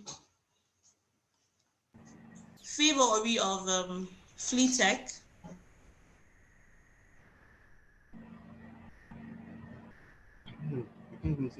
I think she made a mistake. If you can hear me, can you kindly respond, please?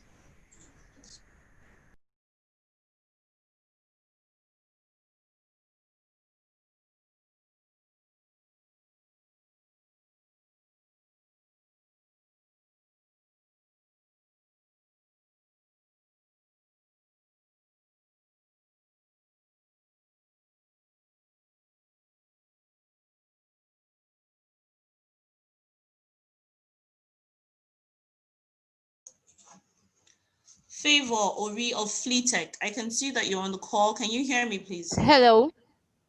Yes, I can hear you. Can you hear me? Yes. Can you turn on your video? Can you hear You'll be me? presenting. Okay. Okay. Good day, everyone. Good day, everyone. Clean Tech Hub, the judges, and other contestants. This is Fleetech, and our renewable energy solution is called FRAX, maximizing waste through cooking. Next slide, please.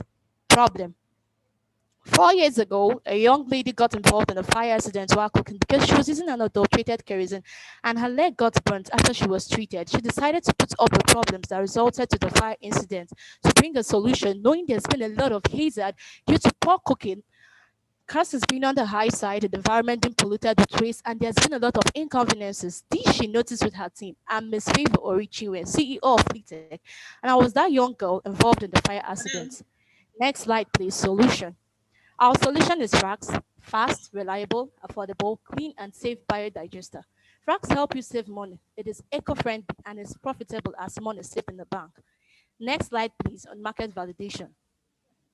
By research, biogas market has been on the expansion from 2017 to date. We've done interviews and surveys in houses, hotels, restaurants, and we've gotten positive feedback. We are told it's affordable. We've got key insights, clean alternative usability, and maintenance. Next slide, please, on target market.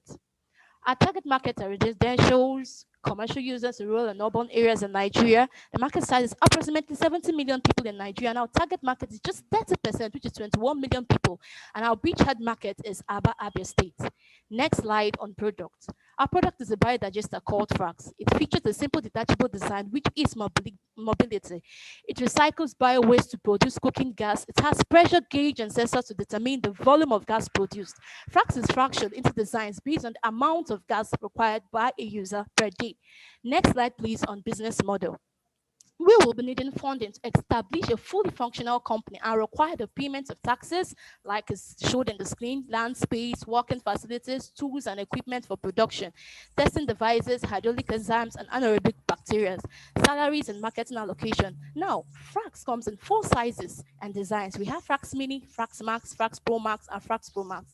It will cost us 49,750,000 to produce 2,000 products. I will make 136 million after the sales of 2,000 products between 2021 to 2023, having a gain total of 86,250,000 without risk management and other factors.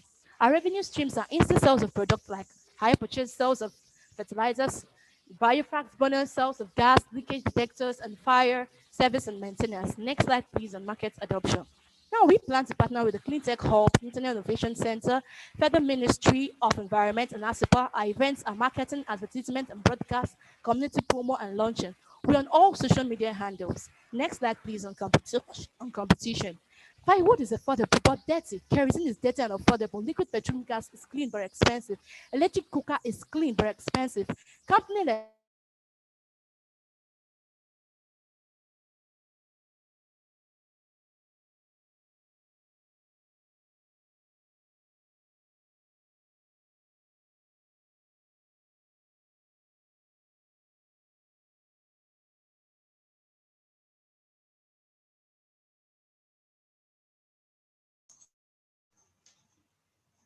Miss Favor, can you hear me? Can you hear me, Miss Favor?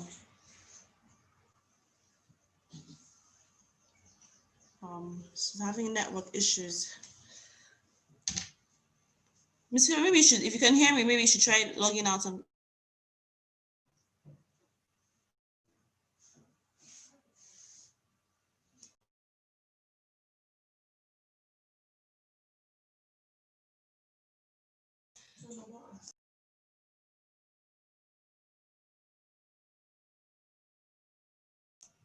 please let's allow a few seconds for her to come back. Thank you. Or do we have another team member from?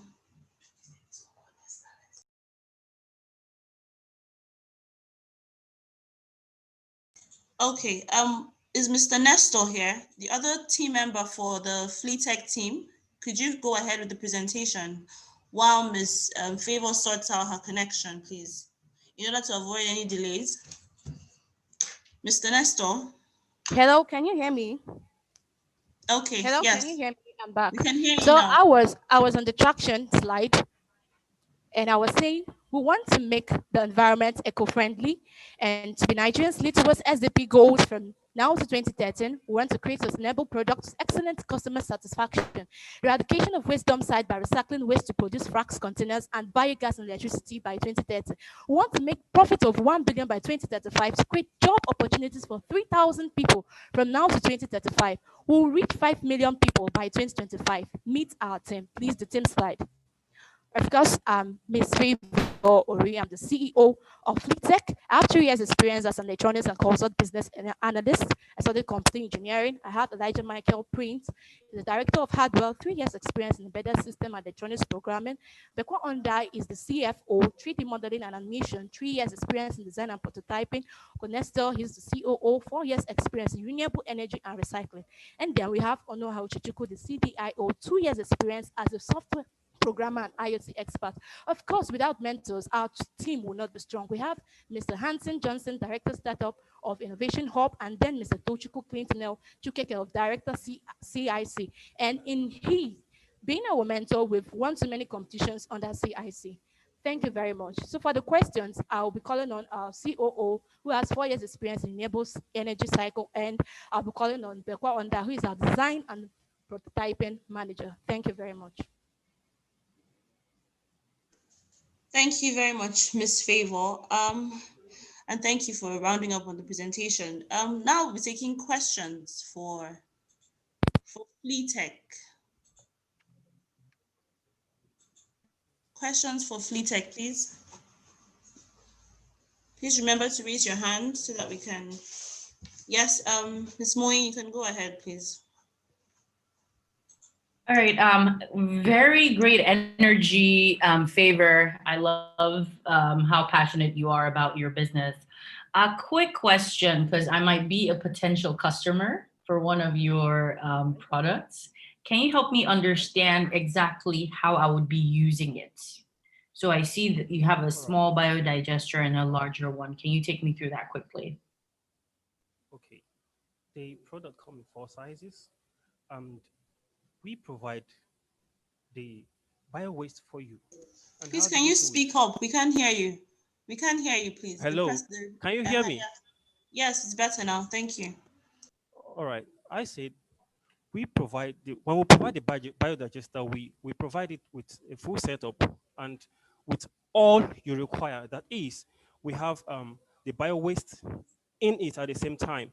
So when you install it, we'll give it about a 7 days I'm interval sorry for. to interrupt again, but we can't hear you. Hello. Hello, Please can you speak hear me? louder. We can't hear you. Or you can give it to someone who can speak louder than that, please. All right. I said that when we install the biodigester for you, we give you a period of 3 to 7 days for gas swelling. And when it's done, you should be able to use it. And the four sizes is based on the amount of gas required by a user. If you require about 1 hour gas a day, we will suggest you to buy the Frax Mini. And if you want to do a large production of cooking and all that, we require you to get the Frax Pro Max that should last about 5 to 6 hours a day. Thank you.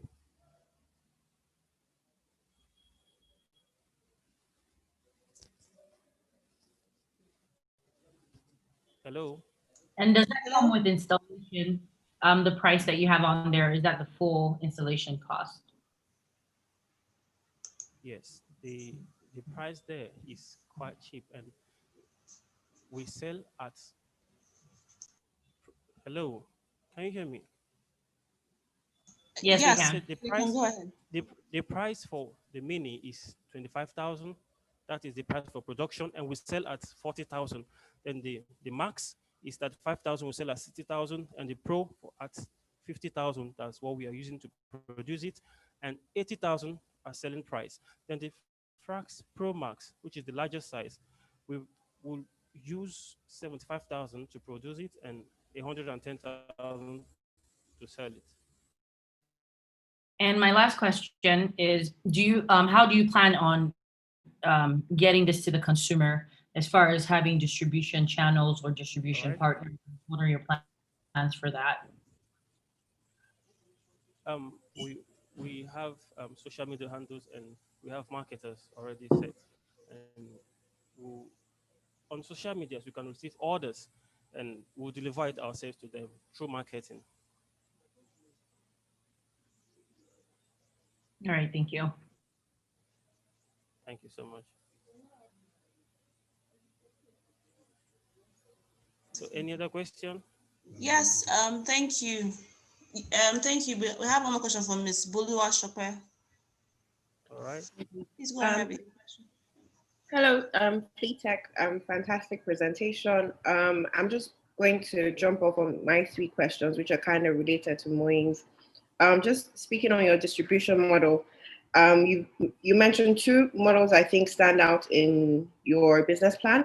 You mentioned a subscription model and a hire purchase model, and I wanted to know how exactly that will work. Also, in your customer, your ideal customer, you wrote different categories, but I want to know, what does your ideal early adopter really look like?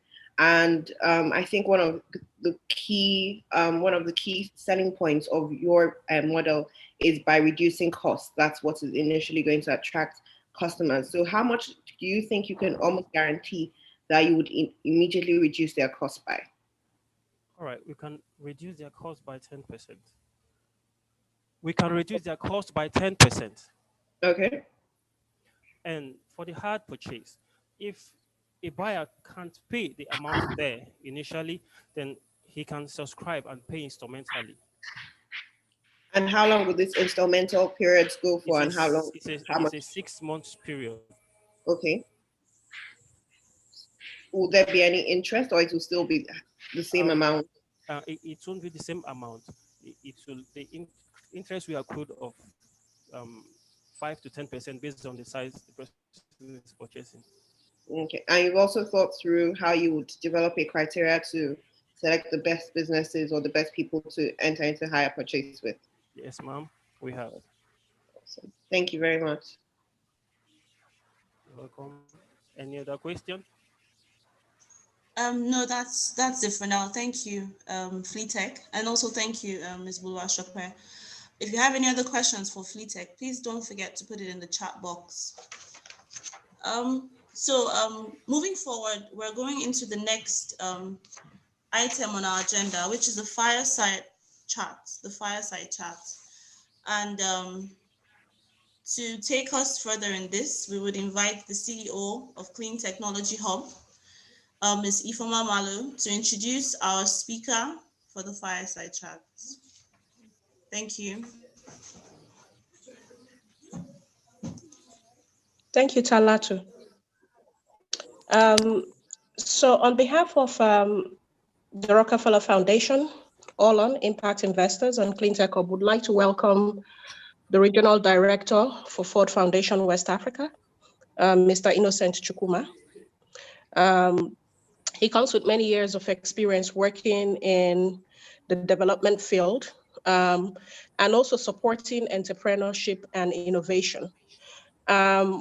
We don't want to take too much time and go through his resume or his bio, but we had him here. We invited him here to come talk to our incubatees about some of the things to look out for. We're in an unprecedented time with the global pandemic and what looks like a global recession about to start.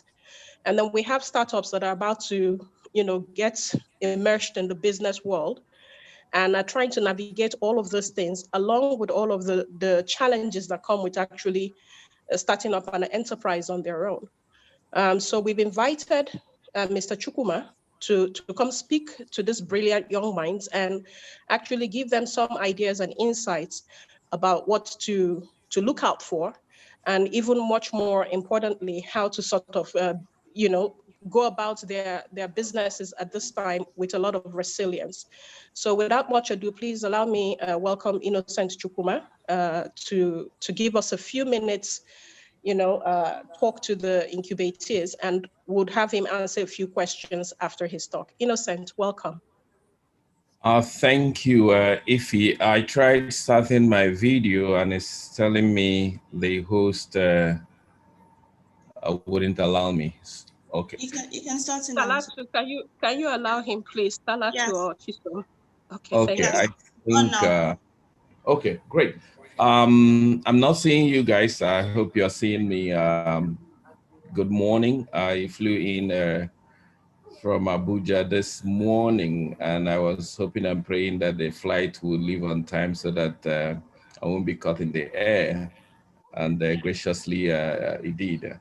I'm happy to be here, and in this brief chat, I'll be wearing basically three hats, and I will explain. One is the obvious one. I represent Ford Foundation in West Africa. I am also a social entrepreneur.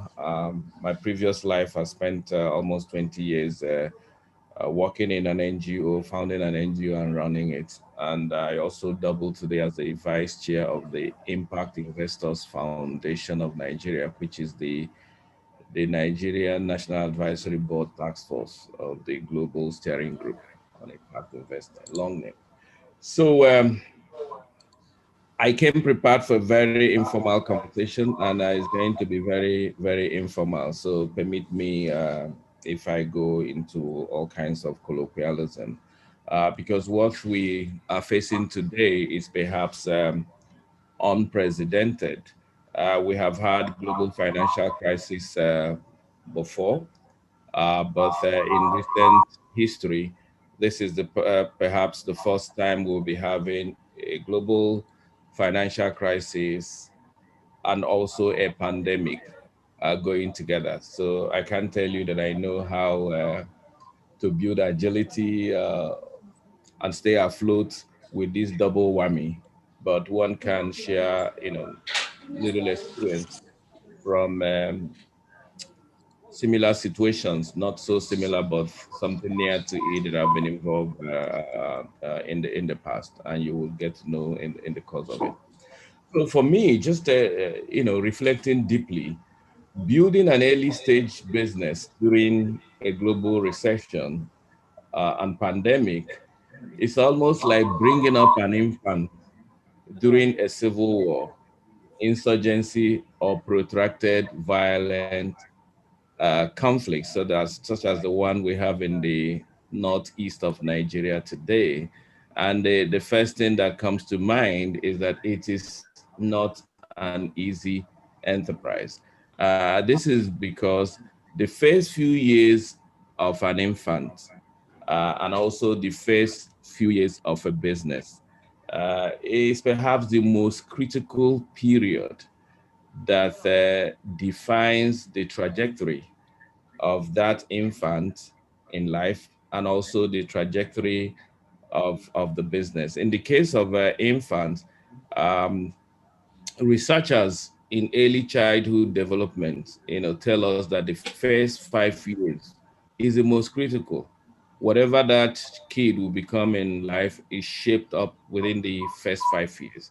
And if you are born within a conflict period, such as some of us who were born in 1966 and spent the first 5 years of our life either in refugee camps, in IDP camps, and all of that, you would know what you missed. And the same thing can be said of a business, because when you are starting a business, is a time you define everything, how that business uh, is going to grow. Some people wait until later in life before they start designing into that business, whether they want to conquer the world or not. But the literature on this suggests that actually from day one of visioning your organization, developing the mission, the product, the value proposition, and everything, that's when you really need to think deeply about the trajectory of that business. And I was happy listening to some of the pitchers earlier who, showed clearly the growth plan or the growth thinking of the organization, because that's really what you need to do. And so we'll begin with, if you like, the bare knuckles, of what you can control, because we need to tell ourselves that in a global crisis period and a pandemic, there's a lot out there that you cannot control, that are beyond you. But there are also a few that are within your control that you can begin with before you start building out, before you start looking out where help can come from, because you do need help in a crisis situation such as the one we have on our hands today. So firstly is that it requires, in my view, hard questions. You need to ask yourself hard questions about what are essentials in your business in this early stage, and what are nice to have. The early stage period, especially in a crisis situation, is not where you use the little resources you have to engage in things, in products that you know the market may not afford at that particular time. It's also a time to look at your personnel resources.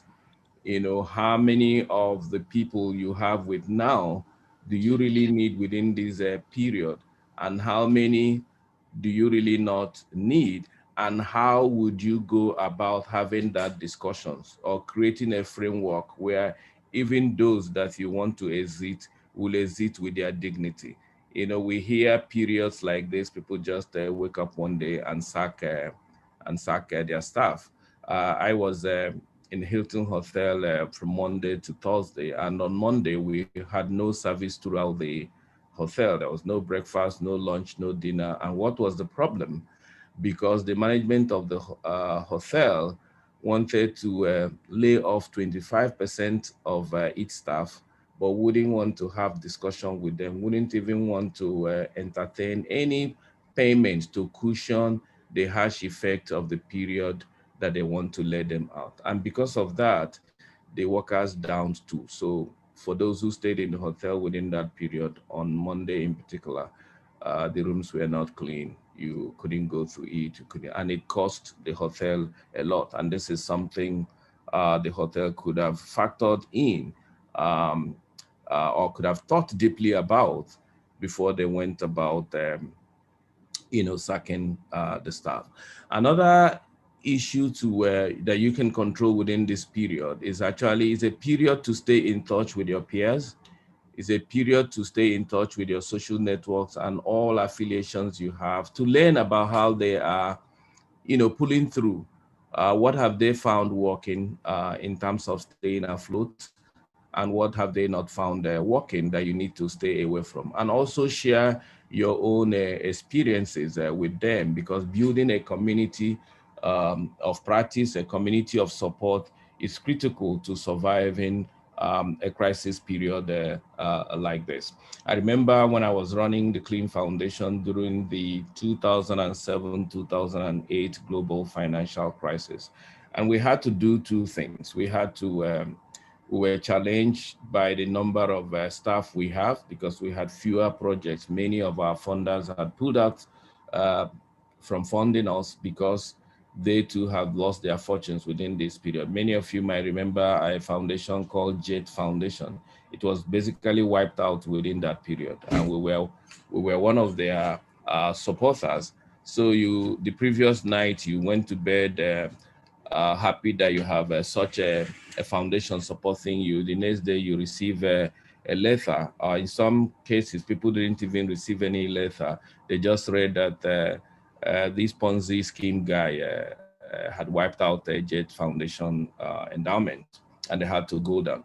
So, and we were faced with that staffing situation. So what did we do? We had a conversation with the entire staff. Do we let off some people, or what other arrangement do we think we should implement within that period to basically stay afloat? And the innovative thinking, creative thinking actually came from the staff, where they suggested, rather than laying half of them off, that why don't we go into an arrangement where they will work 2 or 3 days in a week, and then take the other 2 days to do whatever they want to do, be with family or find other things. And that was how we were able to retain all our workforce on this reduced number of days. And that lasted for about a year.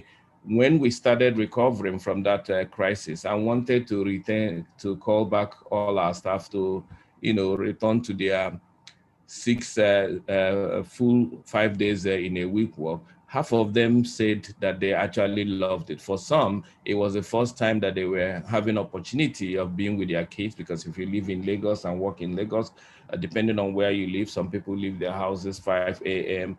To work, and they will not come back 10 to 11 p.m. So those who took those 2 days to be with their family saw a new family spirit. Some got involved in consultancy work that actually enabled them to earn much more than they were earning in the organization. And then they continued.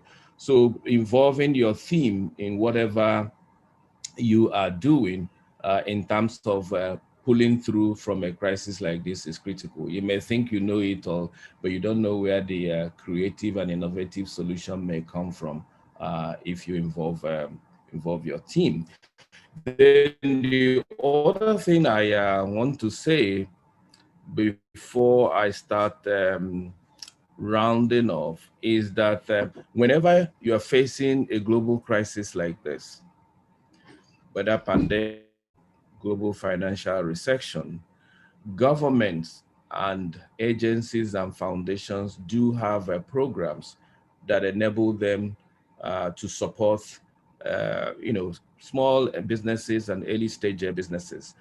In Nigeria, the central bank has come up with all kinds of bailout funds. I don't know how many people have access to it. And within the foundation world, we've also been involved in all kinds of coalitions about how do we raise capital to support social enterprises, SMEs, and non-governmental organizations who are doing critical work within this period to basically stay afloat. So you also need to stay informed about what is going on and take advantage of it. It's not always the case that you will pull through by yourself alone. Sometimes you do need support, and knowing how to assess those supports is critical in surviving the situation. I would want to stop here because it's a fireside chat, and as you know, the real discussion comes in the exchanges and the conversation we'll have. But those will be my opening comments. Thank you. Thank you very much, sir.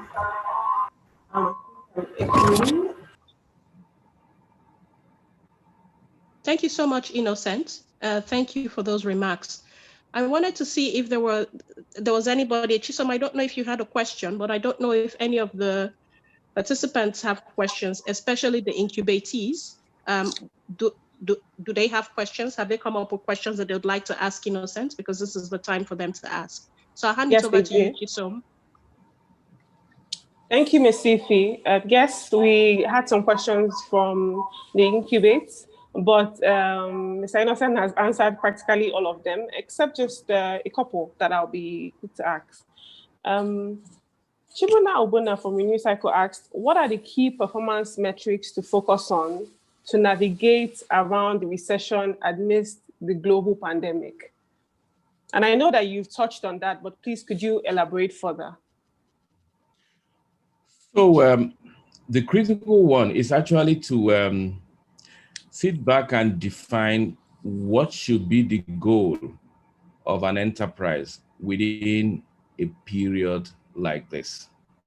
If you remember the examples I gave, that running an early stage enterprise in a global pandemic or global financial crisis, it's like bringing up a child within a civil war, a conflict, or violent insurgency. And for every parent who have had to bring up a child in such an environment, the critical goal is staying alive. And in the case of a business, being a going concern.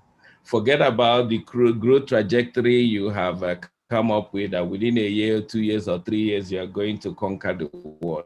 At a time like this, it's riding through the storm.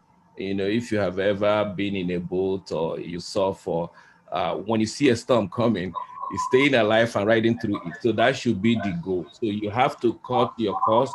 You have to really, really deep in to your thinking and knowing that what are essentials that will keep this business going. Do we have the resources in-house to do that? If we do not have the resources, what mechanisms, what palliatives, what bailouts are out there that we are qualified to tap into, that we can apply early enough to enable us to ride through? It might well be, how do I keep these tremendously talented people that have been with me all through the beginning? How do I sustain them within this period? I have, there's actually one social entrepreneur that I interacted within this period who couldn't pay. She's running a restaurant. You know, she couldn't pay the full salary. And what did she do within this period? Is to share food, you know, with her employees. We can't give you money, but we can give you food to stay alive. So whatever you do to stay alive and ride through the storm, and knowing that there's light at the end of the tunnel, is what should be paramount in your thinking right now. Thank you for that. Thank you so much for that. My last question would be in specifics, because we know that it's very important that early stage startups, you know, they assess funding. Funding is critical to a large extent and everything. And you've touched on that earlier on, but are there specifics, you know, specific ways that, or specific things that startups can do to access funding? Because you find that there are opportunities to receive funding also with, you know, with our own personal experience, the opportunities to receive funding, but startups don't seem to know what to do or how to, for lack of a better word, package themselves to receive this funding. Great. When I was in the nonprofit world, running an NGO, there's a phrase that is popular amongst us, that fundraising is friend raising. Literally so. You know, a lot of people think what is required to raise funds is to write a good proposal or write a good pitch and send it out there. If you do that unsolicited request, chances are that in 99.9% of the time, it will be rejected. But I'm not saying a well-written proposal is not important. It's so fundamental as to be taken for granted. You're required to do more. One is to find out which are the groups that are offering support, grants, concessionary loans, or whatever is it that is required by a business to grow. Who are them? You first map them out. What are their requirements? because if you don't meet them, they won't touch your proposal. Who in that organization or institution, makes the decision? How do I get to know the person? Because you don't just wake up and send a proposal. It might well be through an introduction from a friend, a colleague who have dealt with the person in the past to write and say, and introduce you, and then you have the entry. But if you don't have anybody, it's not a deal breaker. You can just write, not soliciting for funds, but actually introducing your organization and what you do to that person and organization, and requesting for a meeting where you could explore areas of mutual interest. Chances are that the person is more likely to reply your email than when you send a funding proposal to them. But the critical thing is knowing what the organization focuses on, their strategy, what is the criteria for assessing support from them, who makes the decision in that organization that I need to know, who will introduce me to that person. If I don't have anybody to introduce me, how do I go about introducing myself and my organization? And some of the tidbits I've had would help you in that regard. Again, knowing that fundraising is friend raising. Yes, indeed. Thank you very much for that, sir. Finally, is there any general advice that you have for startups as we bring this fireside chat to a close? Yeah, I watched a few of the pitches, and I think they were top notch.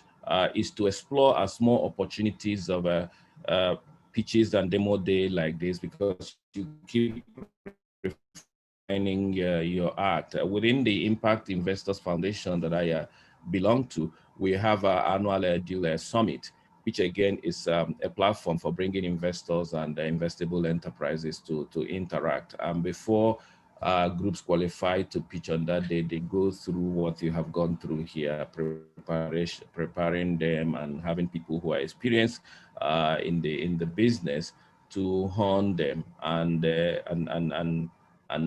help them to go on to do amazing things. So yes, take advantage of the opportunities you have here, and also look out for a lot of all other opportunities to go through. But I want to also caution. I saw in one of the pitches, they say what they need now is a grant to enable them to do this. And I work in a grant making organization, and I know the critical difference a grant can make in saving an organization. But there's also what we call donor drunkenness, or funding drunkenness among social enterprises. Know that you are a social enterprise. You're actually not a non-profit organization. So there's a way in which excessive dependency on donor grants, creates perversion, distorts the market, because as a business, you should make yourself viable enough and produce products that are viable enough for the customers to reward you. Once you have your minimum valuable product, go to the market, don't go to the donors. Donors cannot give you money that would scale your enterprise. You will still continue to be at the pilot phase. And the example I give whenever I have opportunity to speak in circumstances like this is how Nollywood began. If you remember, before Nollywood began in the early 90s, we had quite experienced filmmakers. There's one guy I grew up, listening to his lamentations on television every time he spoke. I think that's Eddie Uboma, who was one of those who produced films on celluloid earlier. And whenever he came on television, he will always talk about what government should do. Government should create film villages. Government should give them money to acquire, high-range cameras and all of that. And that's what people of that era came talking, enabling environment, government doing this, government doing that. But here came Nollywood. How did they do it? They simply, if those who know Paul Iwenjora, how he told the story of how Nollywood, he was somebody who read theater as in Idumota and saw how people were selling these cassettes that people used to dub Nollywood film. And he felt he had a story, an African story that has not been told, which he was sure that if it could be told, it could create a market. And what did he do? He met Kenneth Nebue, who is a merchant in this cassette business, spoke to Kenneth that if he could sponsor this film on this sharing arrangement, that he bets that it will break even. And even if he didn't make a lot of money, at least he would have used it to sell his cassettes. And then they used the same type of camera people use in covering marriages and ceremonies, and shot Living in Bondage. When they shot that film, they didn't wait to go through the film festivals or screening in cinemas where they would be told, oh, you didn't use the right cameras to shoot it, you didn't bring professionals, this. They bypassed all these chains of professionalism and went back to Idumota, Onisha Market, Aba Market, to sell to people who were hungry for their stories being captured. And then they rewarded them.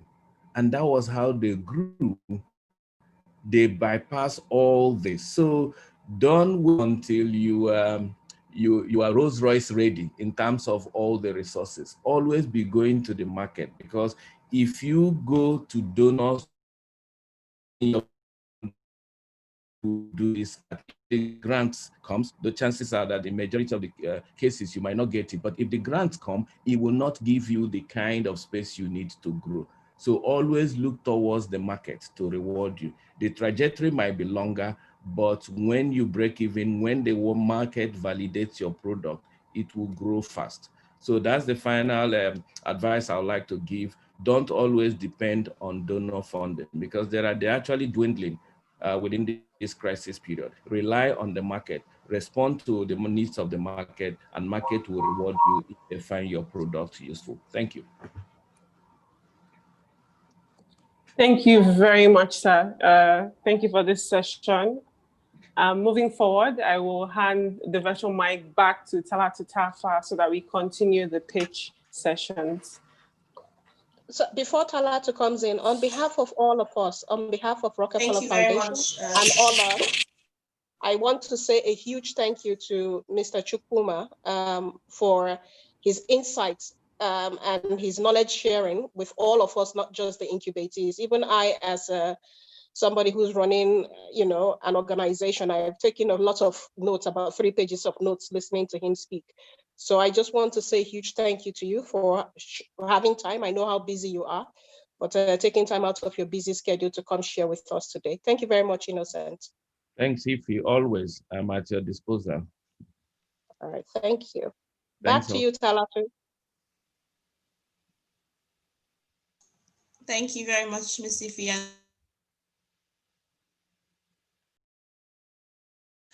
Okay, back to our agenda on pitching. We'll be going on with the next startup. I hope our judges are still available and ready to continue. So we're calling on Jabecom. Jabecom, I hope you're ready now. Calling Mr. Ibekason Onyebuchi. So Jabecom is one of our startups that has developed a portable solar-powered battery system. Over to you. Can you hear me? Can you start your video, please?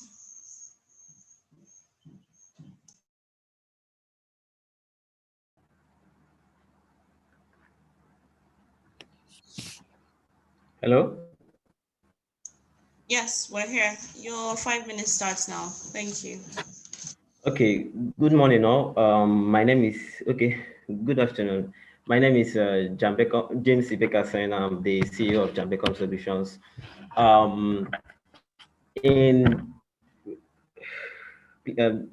Next slide, please.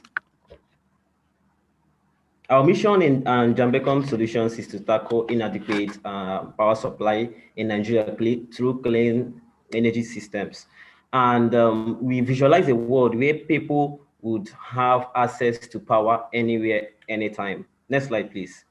In Nigeria, currently, there is a poor electronic management system, inadequate power supply, and a high cost of generating power using generators.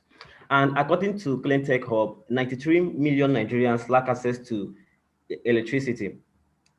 And laptop users in Nigeria has very limited access to power supply. The majority who use this device to generate income, either as a designer or a developer, miss their deadlines or perform poorly in order to meet those deadlines. And during this COVID-19 time, so many businesses couldn't work at home because there was no power to work on their laptops and their phones. Um, our solution is, next slide please. Our solution is a portable solar-powered laptop power bank, which is built from recycled laptop batteries and locally assembled solar panels. The product is designed to make sure that it provides 24-hour power supply to laptop users, and it also allows them to meet their deadlines and create proper work routines that they can work with. Next slide, please. The product, it comprises of a 100-watt solar panel assembled by us and a 200-watt-hour battery capacity, 2 LED lamp bulbs, 3 mobile phone charging ports, and 1 laptop charging port. Now, on the pictures you're seeing now is our locally assembled solar panel and the system that recycles our battery and the prototype that we are still working on for the laptop users. Next slide, please. We are working on it. We are a team of very passionate individuals. Myself, I have been a mobile phone repairer for the last for 4 years now, and I have built mobile phone laptop power banks for my prospects who have issues with that. And I do this locally. My product has been cheaper. And also we have Mr. Tochukwu Emmanuel, a computer engineer and an expert in CCTV and solar installation. He handles the part of the product which charges the laptops and also the solar parts. Because our target audience are going to be people who normally stay online, we have Goodness Richard, our chief marketing officer, who handles the social media management and the sales and marketing of the business. She is a certified digital marketer by Google. Also, we have on our team board of directors, Mr. Tochukwu Clinton, the CEO of Clinton Innovation Center, and Mr. Max Zulus Ayo, electronic engineer and also a solar energy expert. Next slide, please. Our market size, according to ventureafrica.com, Nigeria has 4.5% PC penetration, which sums up to our total addressable market of 9 million laptop users in Nigeria. Our serviceable addressable market, which are freelancers, students, graphics designers, are 2 million, and we are targeting 25% of this market, which is 500,000. We validated our market with the sale we've done with our cheap and reliable mobile phone laptop mobile phone power banks, which we sold over 50, and the 90% of our referrals were from happy customers. Next slide, please. Next slide. Unlike our competitors, we are recycling. Next slide. We are recycling our laptop batteries on our competitive advantage. We are assembling our solar panels ourselves, which makes them very affordable. We are also, our product is mobile, which ensures that the prospect has power anywhere and anytime. Next slide, please, to the revenue slide. We are projecting to make 420 million naira in the 50th year of operation, selling 7,000 units of our products, and we Mr. with a net James, profit of sorry to 30%. interrupt. You have 1 more minute, please. 1 more minute. Okay, and we are starting on our first year with 150 units of cell. Next slide, please. Our product has a tremendous impact on the society. We are helping to sustain 5,000 digital jobs in the next 5 years by providing constant electricity to designers and developers. We accelerate the sale of solar panels. We empower solar installation engineers. We create 4,200 direct and indirect jobs. On the climate, solar panels do not add to global warming. And according to the World Health Organization, air pollution causes 2 million deaths yearly, globally. And solar panels decreases greenhouse emission. And through our calculation, we found out that on the 5th year, we will be stopping the generation of 2.2 million CO2 emissions in the environment. And also our products also creates a green environment. And with our recycling, help in the cleaning of electronic waste. Some feedbacks.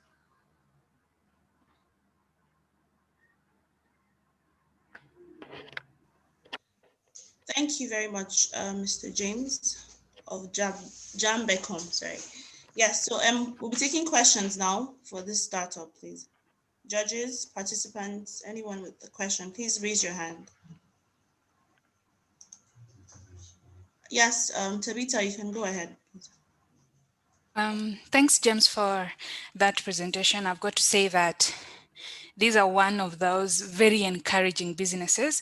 I mean, we have the Apples and the Samsungs, but when you have a youth who is talented, who can actually use waste to create a product that works and at the right time. It is during COVID, you are working from home when you are in a call like this and the lights go off and your Wi-Fi no longer works. If you have a backup charger for your laptop, it's really great. So this is really encouraging. And what I would encourage you to do is, if possible, look for a patent for yourself, because I know there are some other people who are trying to do things, similar things.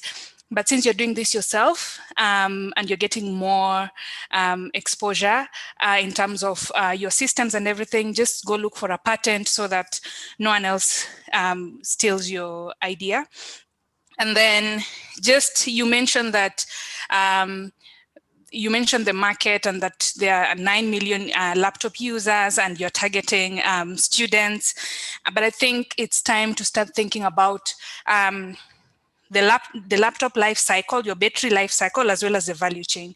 Because what if the demand increases and maybe it's 50 students who wants your product, and then suddenly it's 1,000, what do you do? So you need to start thinking about growth so that you're not shocked by it. But definitely I am really encouraged by your product. It's quite innovative.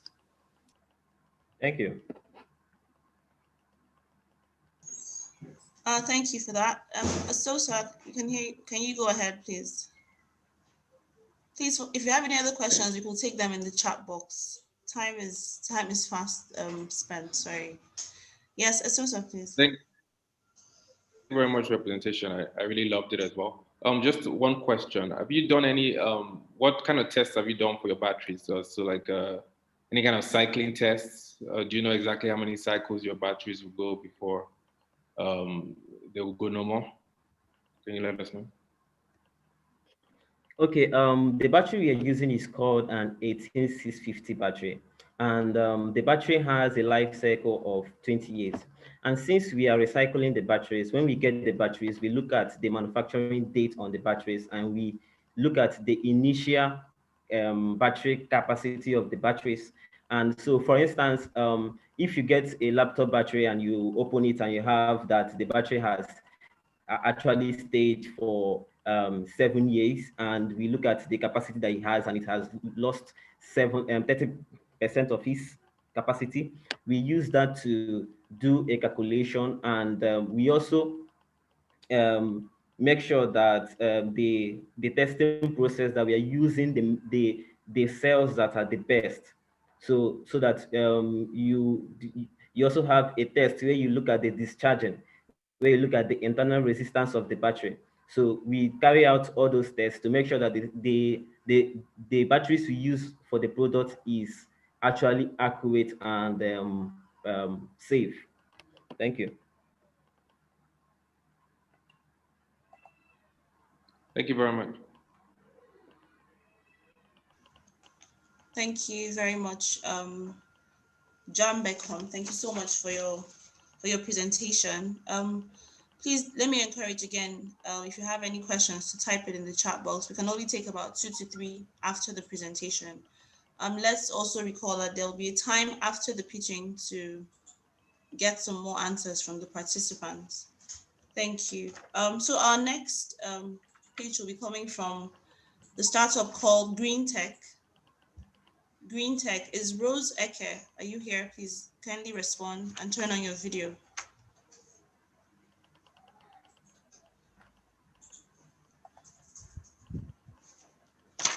Rose Eke. I'm here. Good afternoon, everybody. Okay, thank you.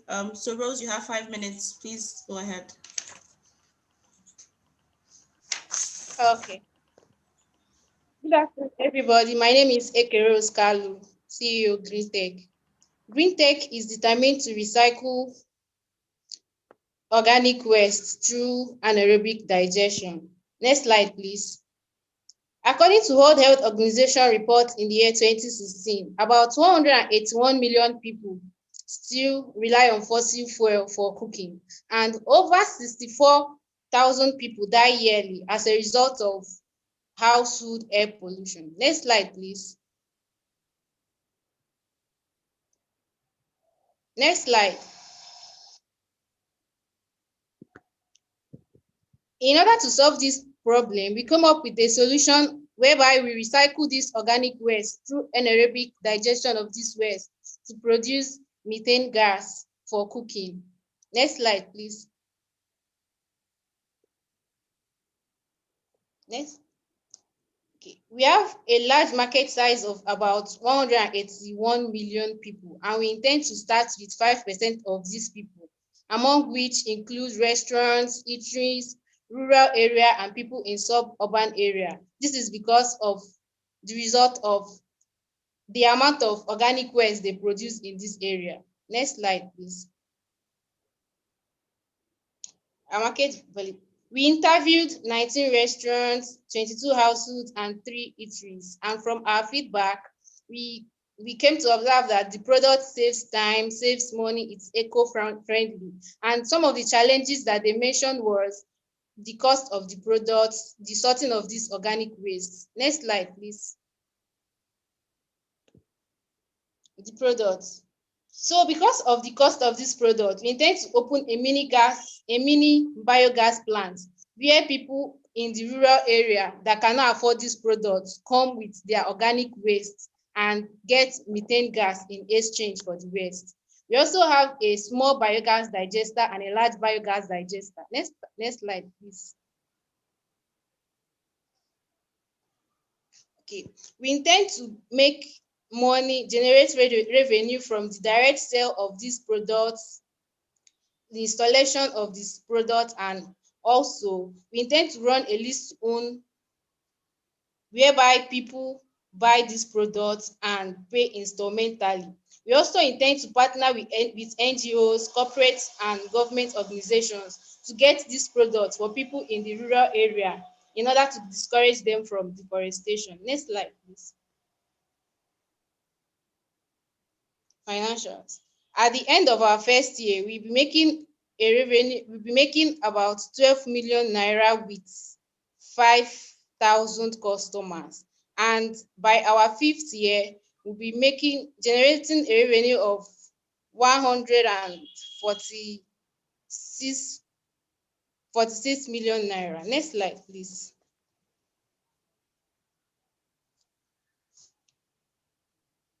In our first year, we'll be creating 5 direct jobs for both learned and artisans in the streets. And by our 5th year, we'll be having generating about 135 direct jobs, and will be help to sustain 500 businesses by our 1st year.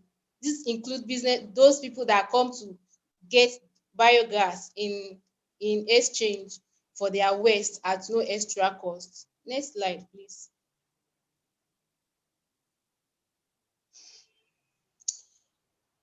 We'll be reducing about 633,000 cubic meter of greenhouse effect from entering the atmosphere, and also we will save about 500 trees from being cut down for use as firewood.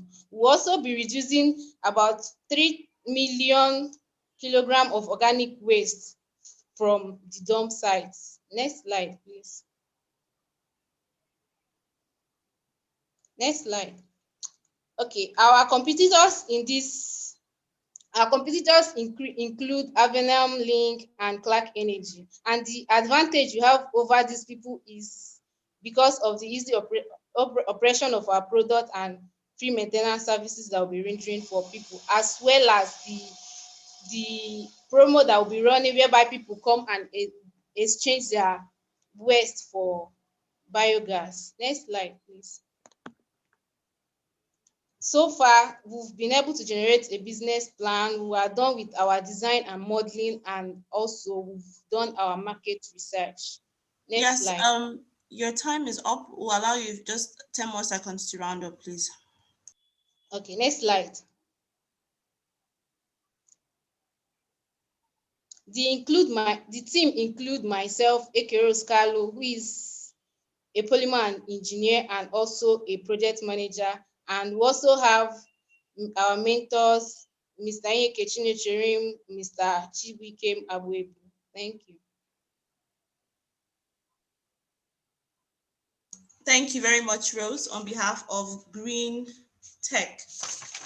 Yeah, so we'll be taking questions now for Green Tech from the judges, participants. Please raise your hand up and we'll call you up for your questioning.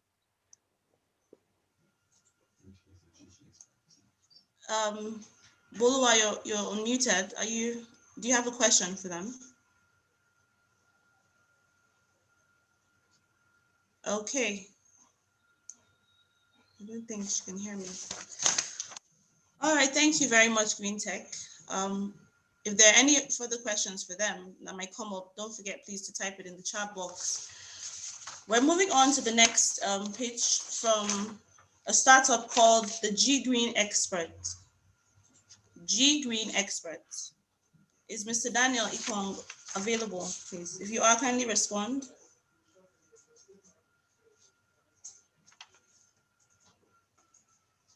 G Green Experts, they design and construct efficient power solutions and home solar kits. Mr. Daniel, we're yet to confirm you're available.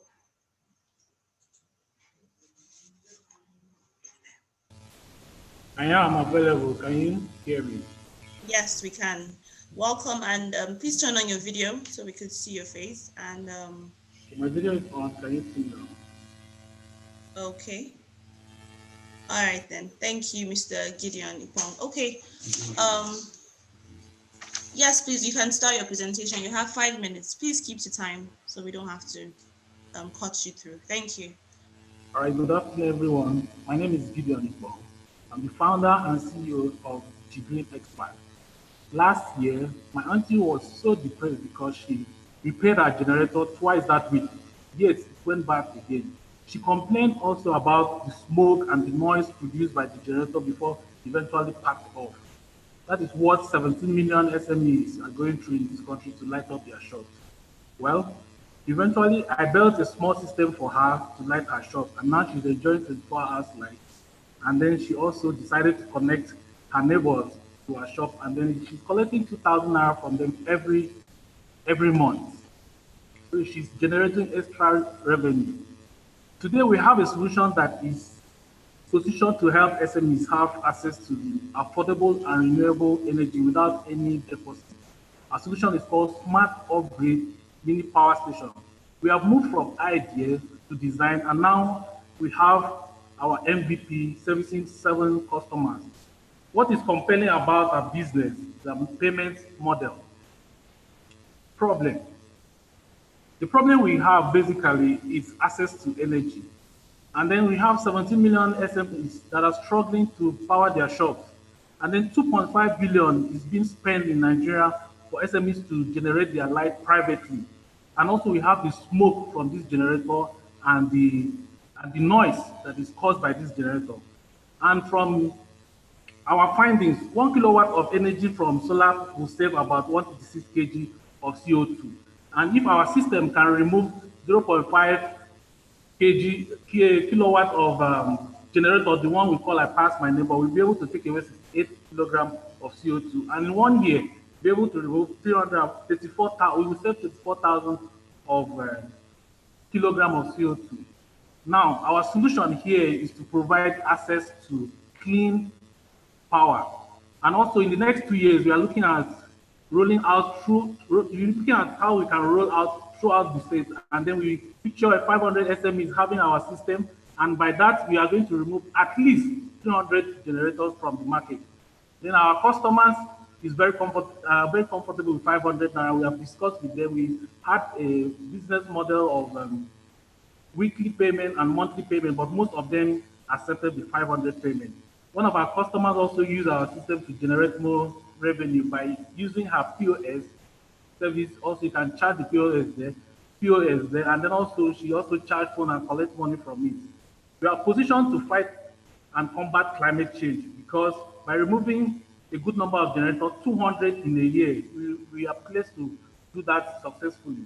And we also create jobs because in our business plan, we have planned to have installers at least 10 in each state. And as such, we generate 200 jobs for young people. Also, in our traction, we have personally moved from our design to our MVP, and we are serving 7 customers right now. 7 users right now, 5 customers. 2 people are connected to 1 person, and they have removed their generator. So these 5 people have removed their generator, and we engage 2 installers, which are working for us as installers and also agents to collect money from our customers. So our product here, our market here is quite big and interesting. Most of the SMEs, about 90%, are using generators to power their shop. And we are looking at the serviceable market of 100 billion naira serviceable market. But our beach head market is in Akwa Ibom, and it's 100 million naira that we are targeting for now. So our product here, we have the model in the picture. Can I see the product slide? We have the Okay, that's our model product, but we have moved from our prototype and we are testing our MVPs, which right now is serving the customers to provide them clean energy and also help them to generate more revenue by charging their POS. Some of the other people also complain of using CCTV camera and they are now connected with our system. Each of our system can power 4 shops, providing them with 2 bulbs each. And then our business model is for our customers to pay us 500 naira weekly, which they are very comfortable. In the next 2 years, we are going to discover 11.5 million for 240 units that we are going to roll out. And a minimum of Mr. Ikong, I'm sorry to interrupt, but you have less than a minute to run. Okay, in a minimum of 20 each month. So our competitive advantage here is that we have zero naira for deposit. So you can install for our customer and you start using. We have compare ourselves to other players in the industry and we see that we stand out very uniquely. We engage our customers by providing training for them also about how to make a better business. So we are very, very united with our customers, and our team is positioned to make sure that we take away generators. And these are people that work off-grid to provide off-grid power to banks and other places. We have Ms. Ima Bonwodo as our finance and startup expert, and we also have our technical managers, 15 years experience. We have Ufan Comfort as our customer care. She's doing very well in relating with the customers, and she's also our installer and a trainer for other subsequent installers. Myself, I'm Gideon Ipon. I'm a graduate of business. I'm a graduate of physics and computer technology with BTech. Then we have from our review from our customers. Next slide, please. Okay, the fun, if we have more fun now, we are going to scale up more, but we have started already and also using some of the money we make from other business like installation and sales. But we'll be able to buy more equipment, do branding, and also do training for more installers around the state and also outside the state, around the country. We are training our installers and also bringing automatic software to make our system automatic. Next slide, please. So these are some of the reviews we have from our customers after using our system and also testing online to see what people want and what they are benefited from our system. And so we got some of this reply from them. Thank you very much for listening. Thank you. Thank you, Mr. Ipong, for your presentation. We'll be taking questions now for G Green Expert Technology, please. Any questions, kindly raise your hand or indicate in the chat box. Anyone with a question yet? Okay. Let me just, yes, any questions, please, before we move ahead? All right, then. Thank you very much, Mr. Ipong, for your presentation. We're going to the next startup, which is called TX1. TX1, and we'll be calling on the presenter, Mr. Kennedy Afia. Mr. Kennedy Afia, can you hear me, please? Kindly respond and turn on your video.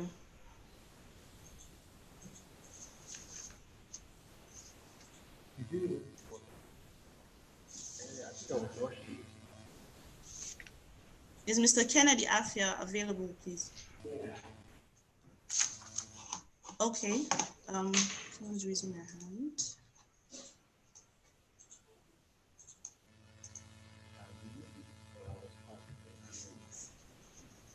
Mr. Kennedy Afia, can you hear me? Or do we move to the next?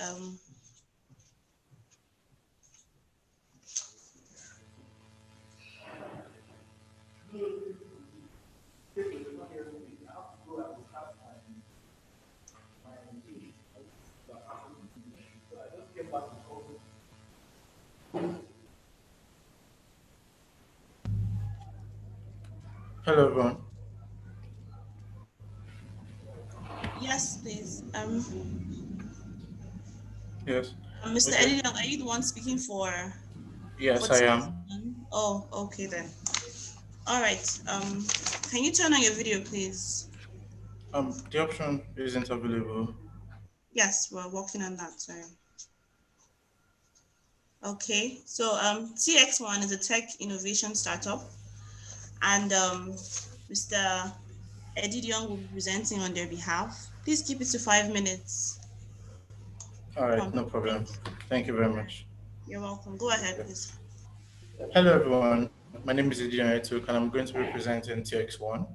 So at TX1, we seek to monitor resident gas cylinders fuel level through our gas monitoring solution in order to improve household saving and cooking experience.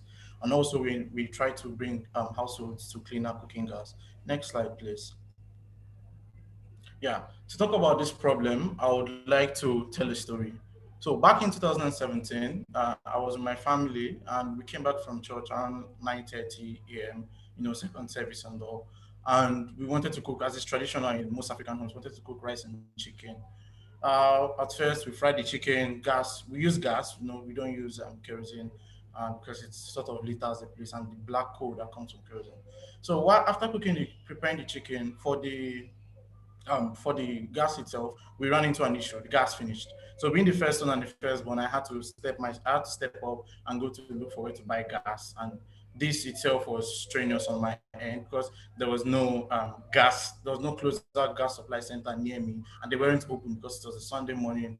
We didn't use kerosene, so there was no solution. And then at the end of the day, where I found to buy gas, it's those roadside shops, so they sort of did an illegal refuel. So I don't know how many liters it did. It was just hearsay. Next slide, please. So at TX1, we aim to monitor, track, and connect. And how we do this is we're going to monitor the cylinder levels using a device that we developed ourselves.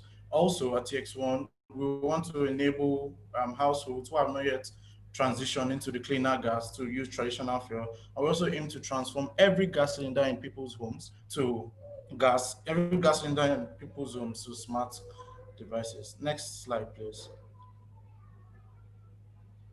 Okay, the next one. So yeah, the next slide, please. Okay, yeah. So imagine monitoring people's the gas level in your homes. You know, like when your gas finishes, you're able to know what it is. So in RTX1, our market size. Next slide. Our market size is about 2 billion people globally, but we are targeting about 85 billion serviceable obtainable markets globally. Next slide, please. So energy mix. Let me talk about the energy mix. So in Nigeria, about 92% of people, this data is gotten from United Nations Development. So this UNDP, so about 92% of people in Nigeria use other fuel aside from the cleaner gas, aside from the cleaner cooking gas. So 61% use firewood, 21% use kerosene, 9% use charcoal. Next slide, please. Yes. So, but now we aim to, because using TX1, we aim to introduce fuel diversity, lower greenhouse gas emission, and less deforestation. So the market opportunity we have is actually to service about 1.5 million households in Nigeria. We want to leverage IoT into this product, and by leveraging IoT, we'll be able to monitor the gas systems in people's homes and also provide accurate data to know the level of gas in your cylinder and also avoid illegal refills using our own supply center. Next slide, please. So our direct competitors, right here, we have our own direct competitors. We have Paygo, we have Copagas, we have Cavanga. But one of the competitive advantages we have over these guys are one, we're going to offer remote monitoring, which none of these folks have. We're also going to offer gas leakage detection because people in their homes actually have the fear of, oh, what if gas explodes and the rest? So we're going to give them that surety of gas leakage. We're also going to tell them the accurate volume of detection, and we're also going to deliver gas services to people. Next slide, please. Mr. Etuk, you have 1 more minute, please. 1 minute, yeah. Okay, thanks. All right, so the next slide. I've talked about competitive advantages. So the bet of our product, in 2018, we sort of started designing the product. 2019, we developed a prototype, and then this 2020, we've been working on the market fit product. Next slide, please. So to talk about the market strategy, we actually have, to quickly round up, we have a campaign called Rapid Gas. We've launched, as you can see behind me, we have our logo there. So we've launched, we have been able to service homeowners with supply centers, and we've also been able to give home users gas to be able to swap gas cylinders with them. Next slide, please. So our roadmap, so this 2020, we're able to develop our first cylinder delivery kiosk, which is our supply center. We've been able to launch our web app to be able to order gas at any time of the day. And we have over 500 paying users of our gas that we are selling. Next slide, please. So this is our team. Kennedy is the CTO and the founder. Emmanuel Lobot is the hardware engineer. Tessie is the digital content manager, and myself, the control engineer. Presently, we have a room for a CEO because none of us we all have business acumen, but we are not business oriented. So we would need a CEO to be able to pilot our businesses further. Thank you very much. Thank you very much, Mr. Didion, and thank you for keeping to time. Okay, so we'll be taking questions now for TX1. Kindly raise your hand. We'll be taking about 2 questions for TX1, if there are any.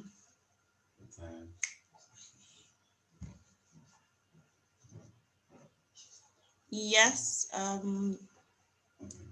Bula Shopper, please can you go ahead? Yes, thank you. That was a really good presentation.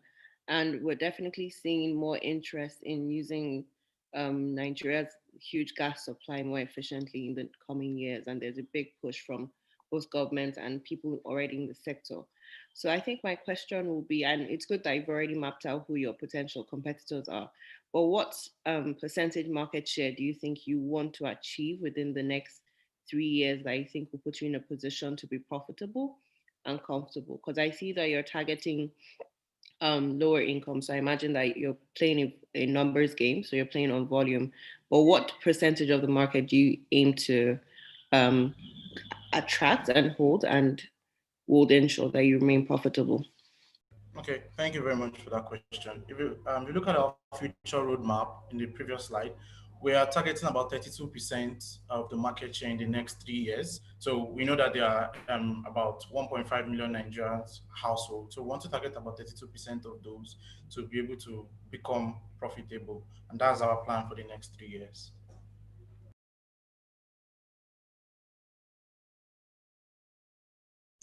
Thank you for that. Any more questions from, okay, Moin, please, you can go ahead, Miss Moin.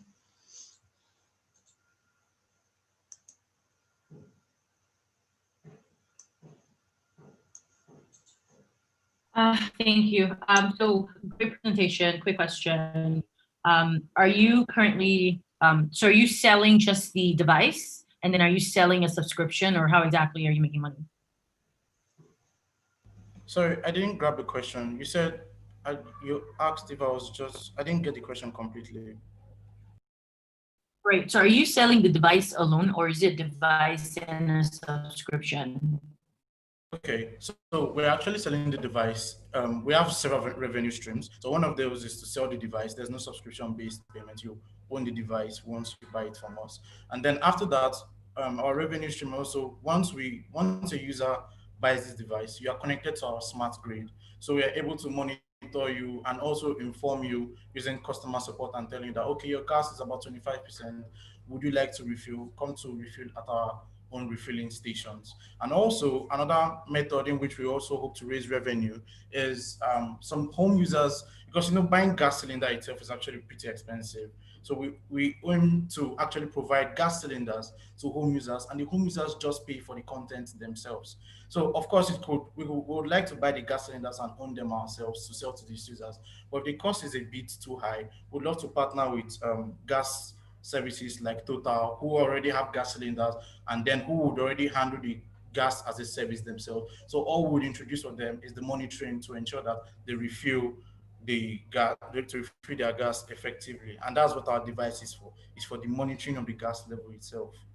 And we have a prototype.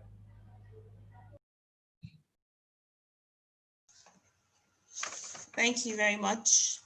Please, any other questions? Sorry, how much is the device? Okay, so for the prototyping, we spent about 14,000 naira to develop a prototype device, and we envision that if we're able to produce about 1,000 units of this device, the cost should reduce. The cost will reduce to about 11,000 or 10,000 naira. But now this itself is going to be a bit expensive because, like we said, we are targeting low-income users. So we aim to make the device 5,000 naira and then use our alternate sources of income, our several revenue streams, to make up for the loss, to make up for the remaining money that is missing. So we plan to sell the device 5,000 naira.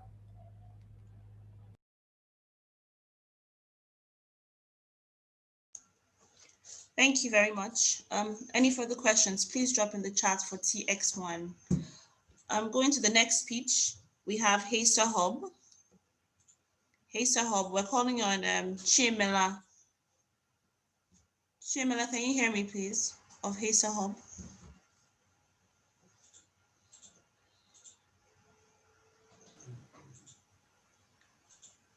Chim, Hesa Hub, can you hear me, please? Kindly respond and turn on your video so we can start your presentation.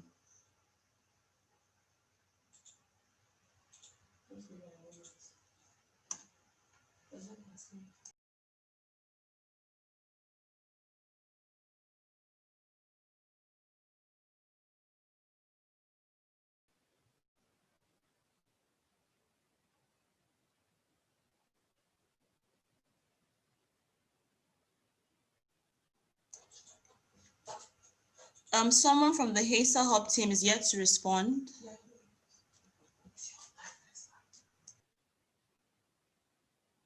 Okay. Good afternoon, Chimela, and welcome to your pitch session. Please go ahead.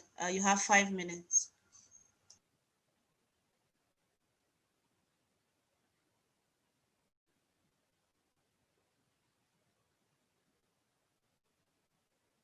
Are you speaking, please? We can't hear you.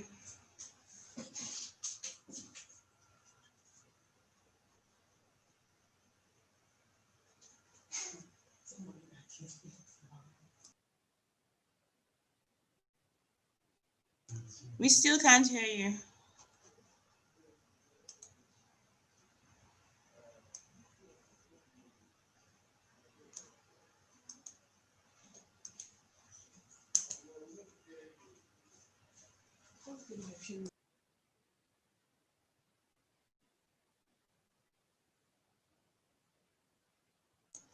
Okay, we'll give you a few minutes to work on that. We still can't hear you. So just as an introduction, Haster Hub is a startup that deals with hardware development and renewable energy technologies. Let's just give them a few minutes to work on their audio connection. Thank you.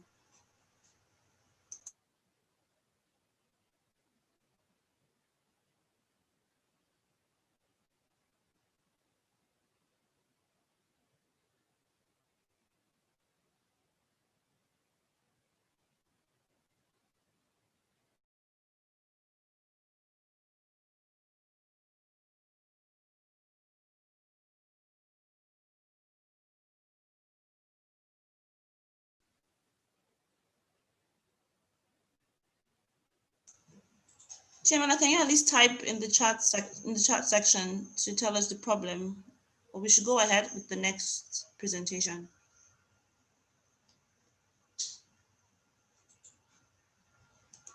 Okay. I think we should move on to the next presentation. Is Tudos available, please? Anthony Udo of Tudos Startup.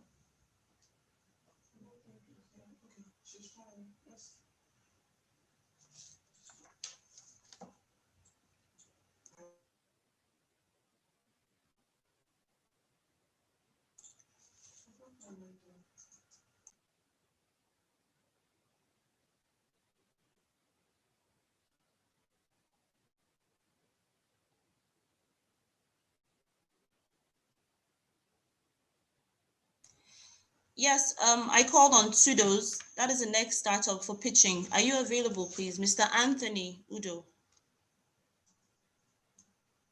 If you are not here, we'll move on to the next speech, please. Mr. Unduku of H2 Gravity. H2 Gravity, please. If you can hear me, can you respond and turn on your video?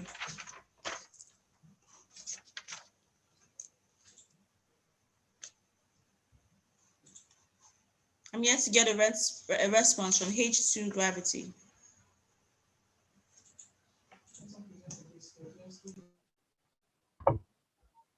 Can you hear me?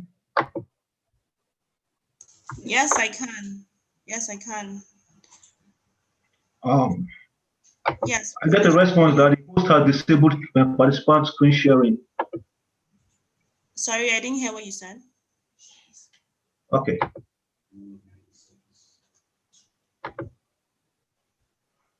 I get a response that the host has disabled participant screen sharing. Don't worry, we can see you. We can see you. Your presentation will be coming up shortly, so you Okay. can start your session. Yes, Okay, thank you. that's fine. Yes, so my name is Victor Undokwe, and I'm the founder of H2 Gravity. H2 Gravity is a sister company to My Caban. My Caban is a company that is focused on building sustainable communities, and one of the ways we think we can do that is by implementing green solutions, basically creating clean, green, affordable energies. In the past 3 months or 6 months, you have seen that the world is shifting. Communities are beginning to move away from urban centers to sort of remote areas. How can you foster the growth of remote areas? One way you can do that is by subsidizing the cost of energy, attracting companies there, creating bigger communities, and from there creating more sustainable communities in the rural areas. And one of the ways you can do that is by implementing green technology solutions. One of our solutions is the H2 Gravity. H2 Gravity is a system that basically tries to solve the limitations of clean and renewable energies. The first one is battery storage. The second one is the instability of renewable energy sources like wind and and solar. And again, the cost for most renewables are high. They are as high as $3 million per megawatt. Now, what's our idea? Our idea is basically using the mass of water to create up and down movements. These up and down movements are basically what turns a turbine. The turbine then combines to create electricity by their movement. So what's our idea? Basically, you have a stored water system. You store in water in the system. This water does not necessarily have to be clean water. We are proposing the use of gray water, such as sewage water and wastewater. One of the properties of our tech is that it is very, very low tech. I have a background in architecture, and I was able to come up with this design, and we have been able to prove our concept. So in principle, the concept works. We have been able to create a motion that can turn turbines. These turbines can in then generate electricity. Next slide is our idea. Our idea is pretty simple, right? Like I explained before, you basically use a reservoir. You have your levers, and then you're able to create up and down movement. If you can see on the slide, there's where we have our picture that shows what we have done, and we did this last year, and this shows that our system works. Who are our competitors? Next slide. Okay, sorry, before that, let me just speak to the market. So we are playing in a clean tech market of 1.8 trillion, a renewable energy market of $601 billion, and an energy storage market of $13.1 billion. Our competitor, Energy Vault. So these guys, what they do, they use a crane about 100 meters high, concrete masses of about 35 kilonewtons fall down from that height, and in falling down, they're able to generate electricity. So basically, the principle is about using gravity and mass to generate electricity. Our system differs from this, being that instead of using concrete blocks, right, we use water. Water is readily available, and we don't need this height. Our sample test uses a height of just about 3 meters, so it can be done anywhere. We can scale it, and water is readily available. At least we have lots of grey water around us, from rainwater to other sources of grey water. Excuse me, Mr. Victor, you have just 1 minute left. Okay, so in terms of, the slide shows our business model. In our finance, we are looking to start at $200,000 and make a revenue of $3 million in about 5 years. Our funding ask is $10,000, and what we need this for is basically to bring in our critical components, which we are doing in partnership with Think Electric Africa. If we do this, we will reduce the cost of energy generation from about $3 million per megawatt hour to about 1/5 of that cost, and with that we can create sustainable communities. Our team is made of myself. I've got Kingsley, who is into IT and iterations, and I've got Kelvin Ogoli, who is into sustainability. Thank you very much. Thank you very much, Mr. Ndukwe. Do we have any questions for H2 Gravity? Okay. Yes, we'll start with one from Ms. Moyin, please. All right, thanks. Quick question. Yes, please. Oh, two questions. First one is, how are you different from a nano hydro setup? And the second question is, if you're using, say, wastewater, what would be the environmental impact? Would you be operating in a closed environment, or would it be open to atmosphere? So 2 questions. Thank you. Okay, so the first one is, how am I different from? Well, I'm not sure I've heard a lot about the company mentioned. The one I know very well is about our competitor is the one I mentioned, which is what's the name now? Energy Vault. So I'm going to research on that company and know exactly what they do. For the wastewater, we are going to be operating in closed environment just so that we can control the variables, we can control the input, we can control the output. In developed communities, the wastewater, we're looking at getting it from the municipal sewage treatment plants. That way, it's already a controlled environment, and then we can simply just convert waste to energy.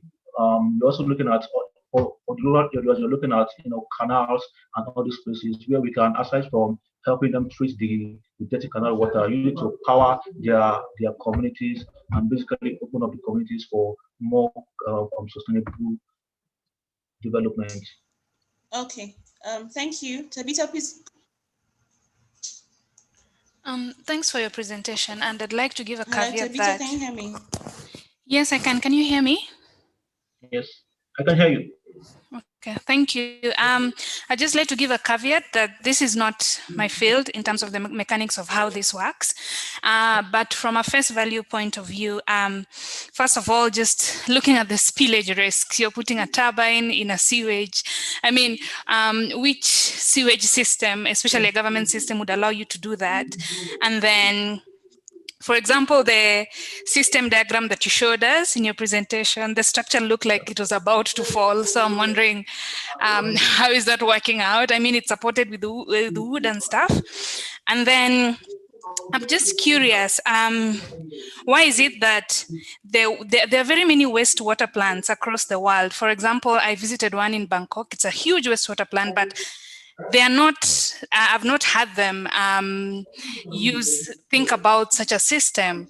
Why is it that these huge wastewater plants are not considering this? And why do you think that H2 gravity has what it takes to do this? And then finally, when you produce this energy, what are your plans in terms of energy storage? Yes. Okay. So I will start from my plans in terms of energy storage. So we are looking at really at producing energy 24 hours. Remember, one of the problem set us to solve was that renewable energy, sun and wind, they're not readily available. And if you can have a system that can give us energy 24 hours, then really why do you need to store the energy? So we are basically producing as much as we can. For the systems that are already working, the waste systems that are already working and are not using this yet, and why have they not done it? Well, maybe because H2 gravity is not in the market yet. But just to let you know, this concept began in 2010 when I was doing my MSc research.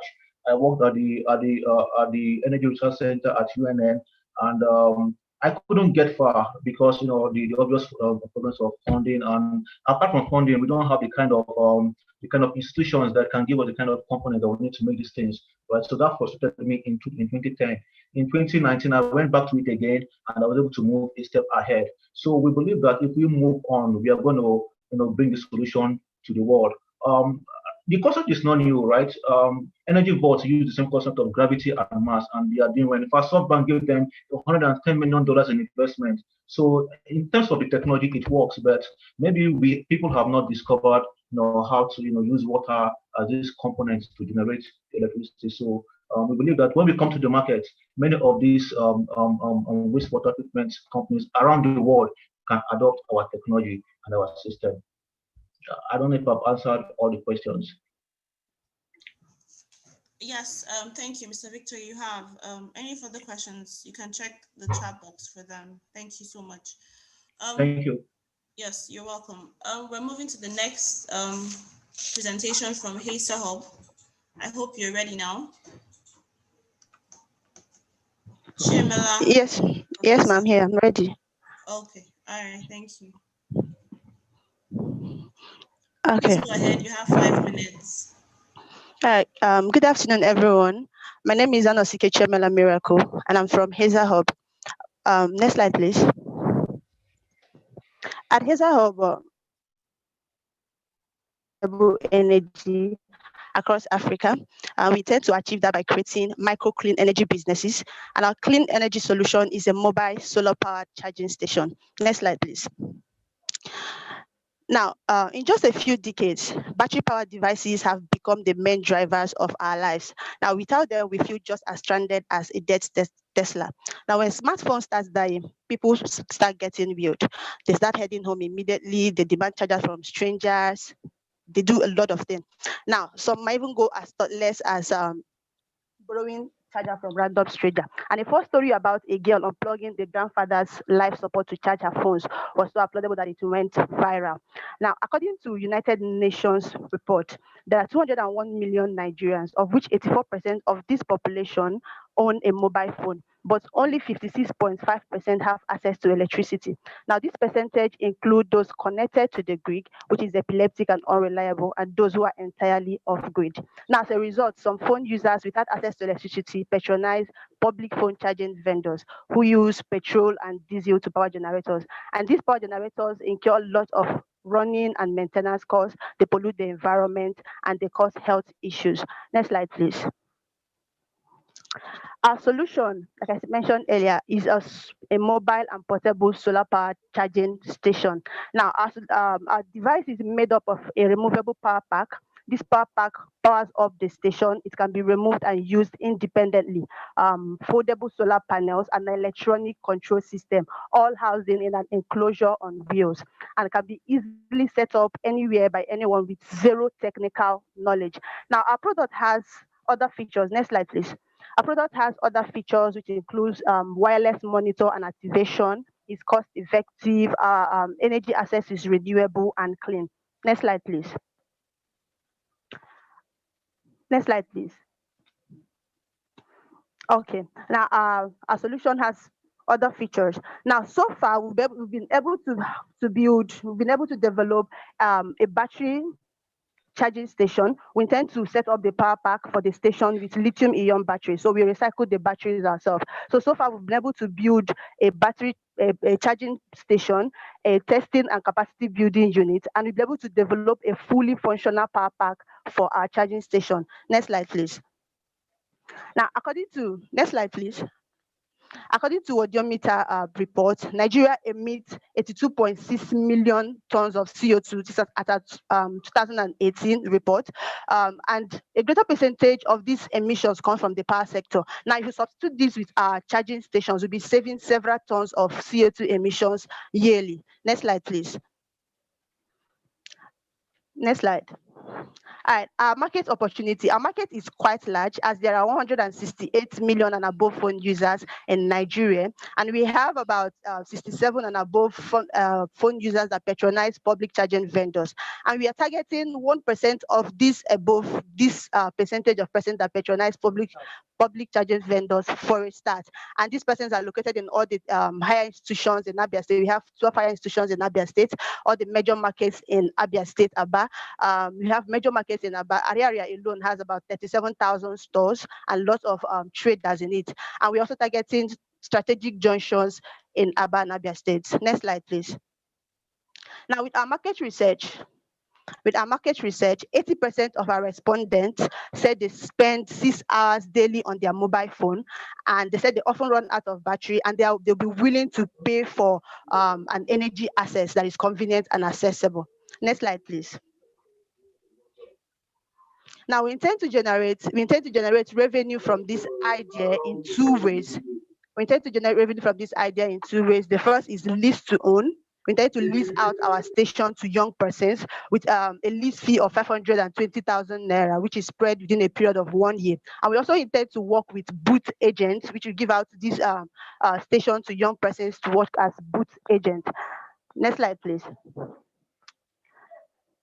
The booth agents create that the charging services and as well as sell add-ons. All right, so we are with 15 of our charging stations in the first year. We estimate to generate about 15.5 million naira with a net profit of 40%, which will be reinvested in the business.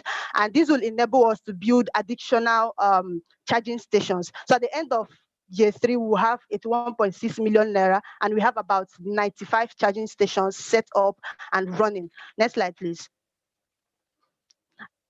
Next slide, please. At the end of 3 years, we'll be able to create 105 jobs. We employ 55 young persons to work as booth agents. We'll empower 35 persons with our lease to own model, and we'll have 15 persons working on our management and our fabrication team. And this will in turn increase economic activities in the country. It will create and sustain jobs, as well as reduce the rate of poverty and crime in our society. Next slide, please. All right, this table compares our charging solution, charging station with other solutions in the market. Ours is portable, it's mobile, it's low cost, has the capacity of charging 40 to 50 phones and power banks simultaneously. It can be monitored wirelessly. It emits zero pollution. Next slide, please. Our team, next slide, please. Our team comprised of young professionals in the field of business and hardware development, renewable energy, and digital fabrication. Chemela Nosike is an enterprise development coach trained by the German corporation, and she has 3+ years experience in business development and coaching of SMEs.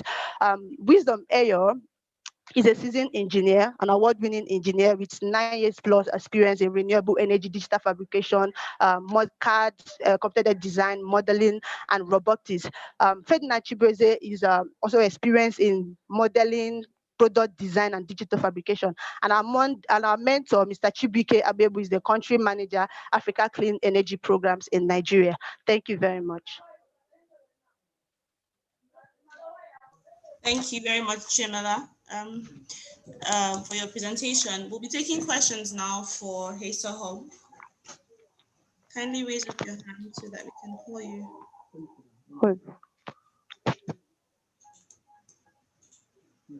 Any questions from the attendees and the panelists for Hesa Hub?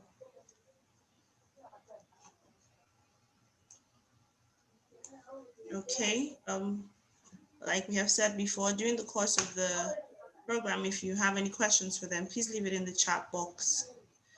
So thank you, Hesa Hub, for your presentation. The next, okay, sorry, we have a question from Mr. Isosa. You can go ahead, Mr. Isosa. Okay, great presentation. I noticed in your comparison matrix, you had said that the MTN Lumos was not mobile, but your solution is mobile.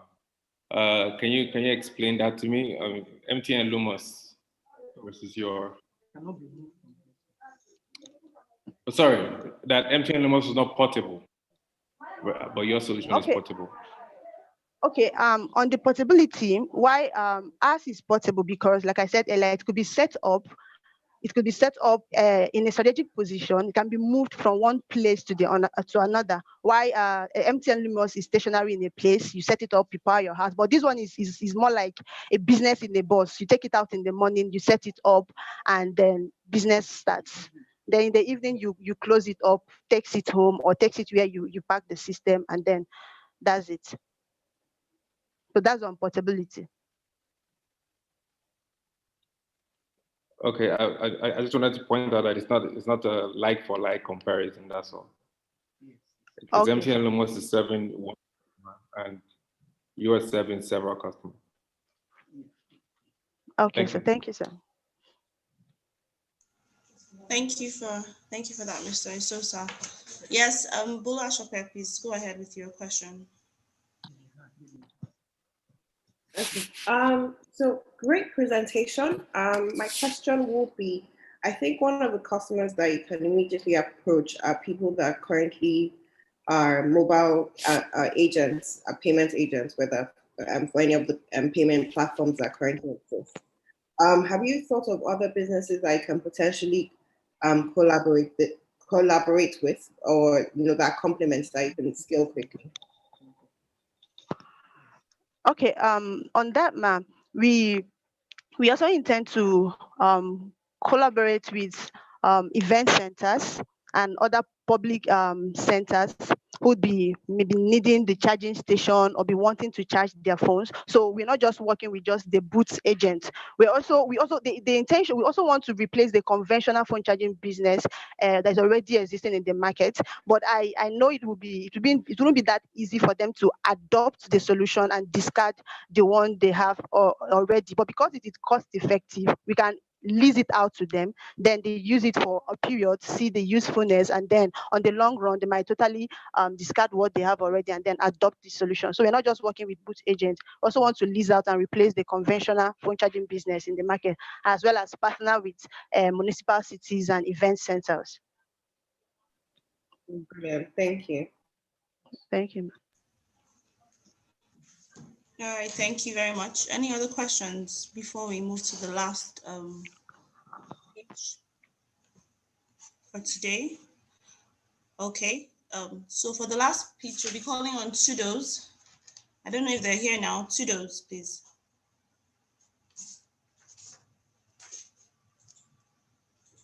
Mr. Anthony Udo, Tudos, are you available? If you are, kindly respond to this call.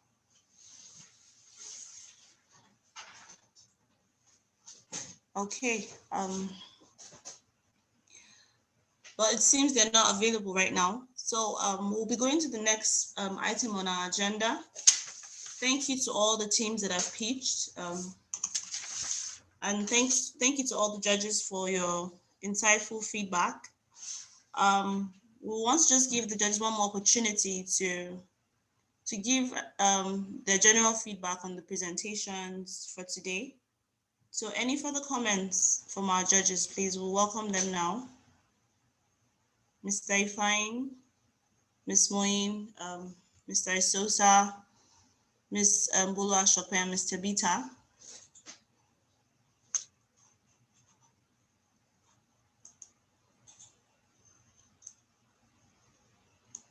Yes, Ms. Moin, please go ahead. All right, so I just want to congratulate everyone here. So far, the presentations have been great. I have to say, when it comes to visuals, H2 Gravity did a really spectacular job as to how you presented your slide deck. And then for TX1, so something that just came up to my mind is that I see about 3 businesses in what you're doing. And that is, one, you have a gas metering product. So you could be a gas metering OEM. And 2, you could be a gas cylinder hailing app, so to speak. I say that to sort of have a parallel Uber, be the parallel with Uber, so to speak, where you have remote monitoring and you're connecting buyers to sellers. And then 3, you could probably white label your app and sell it to gas refilling stations as a way for them to get sales. So I thought TX1 did a really good job, and I'd like you to just consider those and to see how you could scale up. And then one thing I didn't hear a lot of from everyone was about partnerships. It's really important to partner. And it would be a question you might want to ask yourself is, who would be my company's best friend right now that can help us to either scale or to get into markets that we normally wouldn't be able to get into? So those are my comments. So thank you very much, everyone. Great job. Thank you very much for that, Ms. Moin. Great feedback. Thank you. Mr. Bita, I'd like to listen to you now. Okay, thanks. From my end, I think I just have 2 or 3 points. One is that what I noticed in some presentations was people just saying, I did an analysis, or I identified, or you can see, but don't just tell us how you have something or you've done something. It's good if you show us evidence. We understand it's 5 minutes, but if you feel that it's a key item or key evidence that you can show, maybe if it's a prototype, if it's a research you did. Some people did interviews and they showed that, and that gives us confidence that you've actually gone out there. And then also another thing is when you're pitching, saying that you feel or you think makes us wonder whether is this an opinion or a fact. So maybe just keeping that in mind. Another thing is, as judges, as you've heard, for example, I come from, I'm based in Kenya, and the award is $10,000. So yes, this is the Nigerian sector, but even if you're talking in Naira, it would be advisable if you include the currency exchange, for example. If you're talking about the exchange rate for today is different from for 6 months ago. So either you put it in dollars or you put it in Naira and put an exchange rate so that you're able to easily relate with what you're talking, the price points that you're talking about. And then just to mention generally, as the Rockefeller Foundation, we would really be happy for all the businesses here to scale, because the thing is, you are local entrepreneurs, you identify with the local problems. It was so nice listening to how the ideas came about, how the stories were very personal, and that you're bringing local solutions to local problems, which is what we want. We don't want someone coming from somewhere else telling us how to solve our own problems. And so whether you get the award or not, keep on keeping on, because if you're in this program, it means you're good enough, you're great. So keep on keeping on and believing that you can scale, because the more you scale, the more people you're able to reach, and the more you're able to make profit and also create a better world for the people around you and for yourself. That's just it from my end. Thanks. Thank you so much, Tabitha. Very great feedback to the team. Thank you so much. Ms. Buluashope, please go ahead. Thank you everyone for your time, for all the preparation that went into it, going through your business plans, going through your pitch decks, even before today, the demo day. I think 3 things struck out to me in everyone's business plans. And so in summary, your revenue and your revenue lines. I think those are things that you need to review again, especially because we're going to be operating now under under a lot of uncertainties due to COVID and demand shocks and FX volatility. So now you need to really pin down on what revenue line is going to give you the most traction in the shortest time possible, and also look for collaborations where possible. I noticed that in a few revenue lines, a few people mostly focus on the participation of the government or participation of donor agencies or a philanthropist to buy off their products. I think you also need to be customer centric and also imagine that if your customer needs it, then they're going to be willing to pay for it. The bottom of the pyramid that you are servicing are not necessarily people that don't have money, but they are people that live on day to day and therefore have to make decisions on where best to spend their money. I think also reviewing a lot of people's cash flows and projections. I think everyone needs to take a deeper look on their cost of goods sold. So I know we've heard a lot today where certain companies have said, well, comfortable with a repayment of 500 naira a week or 50 naira a day. I think you need to go back to the drawing board and really understand what the cost of operations and what your cost of goods sold is going to be. And then on top of that, know what your margins are going to have to be.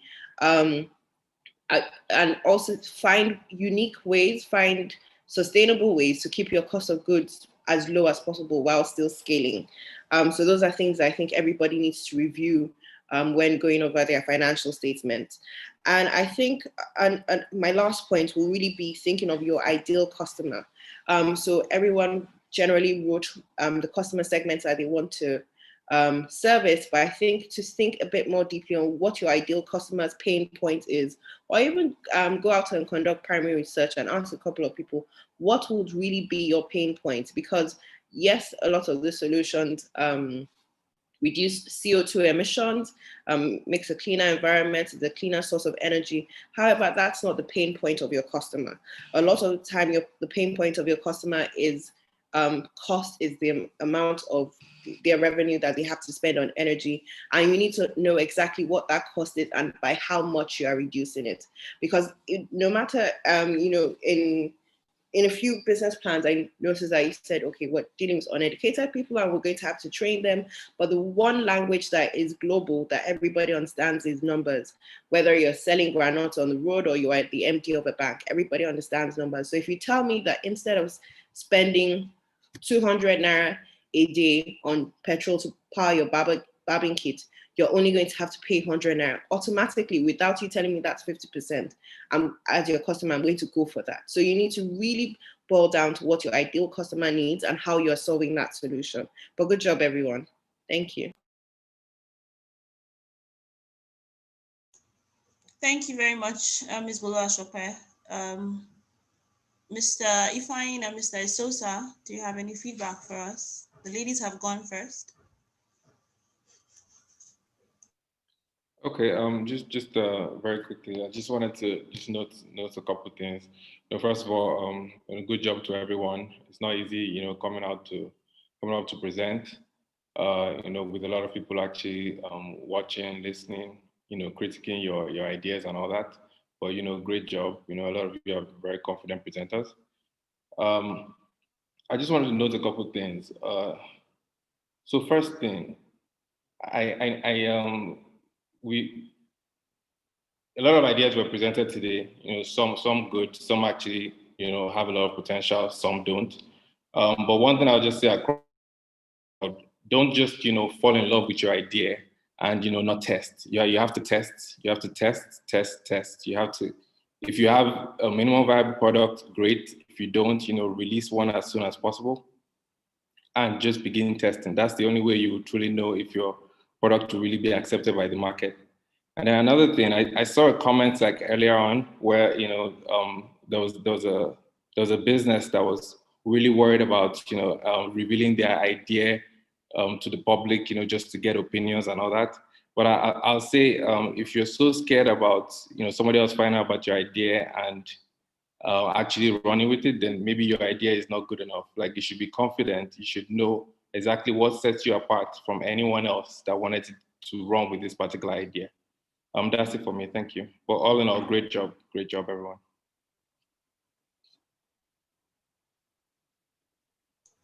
Thank you so much for that feedback, Mr. Isosa. Mr. Ifeanyi, would you like to give us the last feedback from the judges? Hi, everyone. I must confess it's been a very inspiring experience for me because it reminds me of like our own journey in of how we started GVE about a decade ago. So I say kudos to all the entrepreneurs that have pitched their ideas today. I think my earlier colleagues have actually hinted on a whole lot of some of the feedbacks I wanted to share.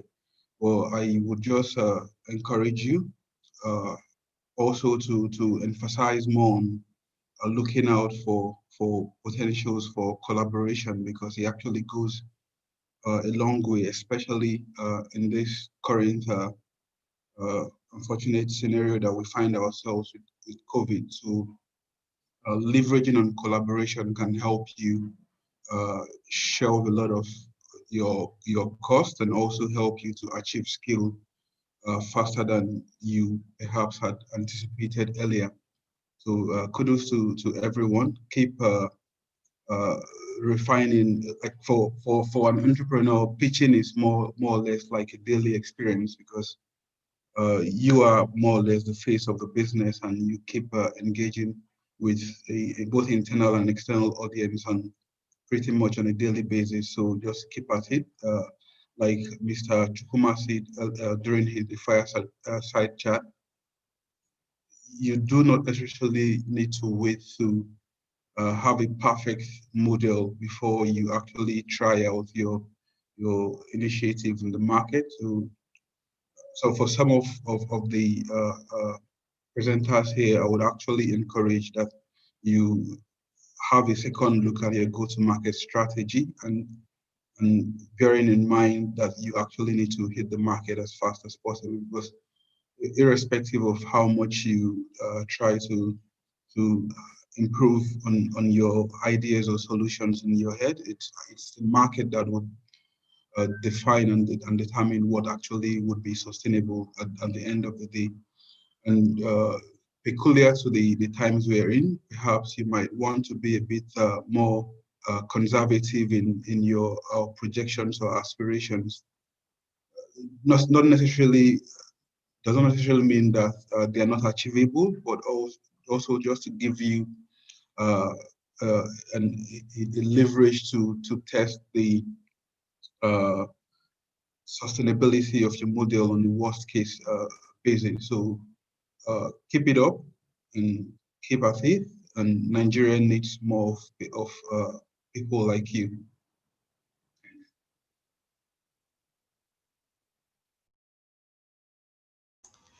Thank you very much, Mr. Ifeanyi, for that feedback, and thank you also to the rest of our judges for your feedback. We appreciate it, and we just want to say thank you.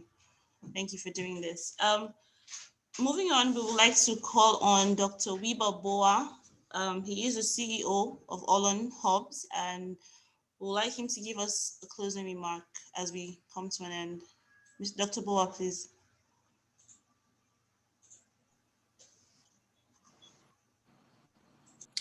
All right, good afternoon. Can you all hear me? Yes, we can. Yes, we can. Okay, can you see me? Yes, we can. Oh, you can? Okay, all right. I can't see my own video, so I hope that's clear. Okay, so good afternoon all. And just to be clear, I'm the CEO of Olon, not CEO of the Olon Hub. That's silly. But listen, I've been listening quietly to most of the pitches. It was very, very exciting to hear what you guys have done. I know I heard, where you all started from back in Uyo and Abia, and it's good to see how far everyone has come. And it's great to hear the diversity of ideas and innovations. And I especially like that so many of you are not from Lagos, are not based in Abuja, are not based in Port Harcourt. You're based in other parts of Nigeria.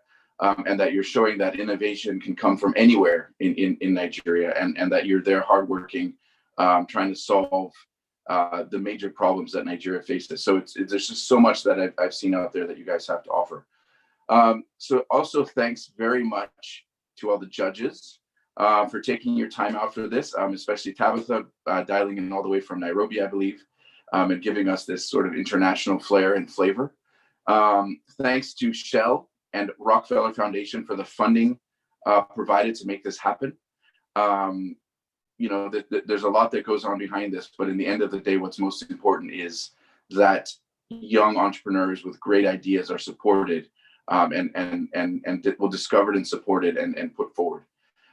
Thanks also, of course, to Ify and her amazing team at Clean Tech Hub.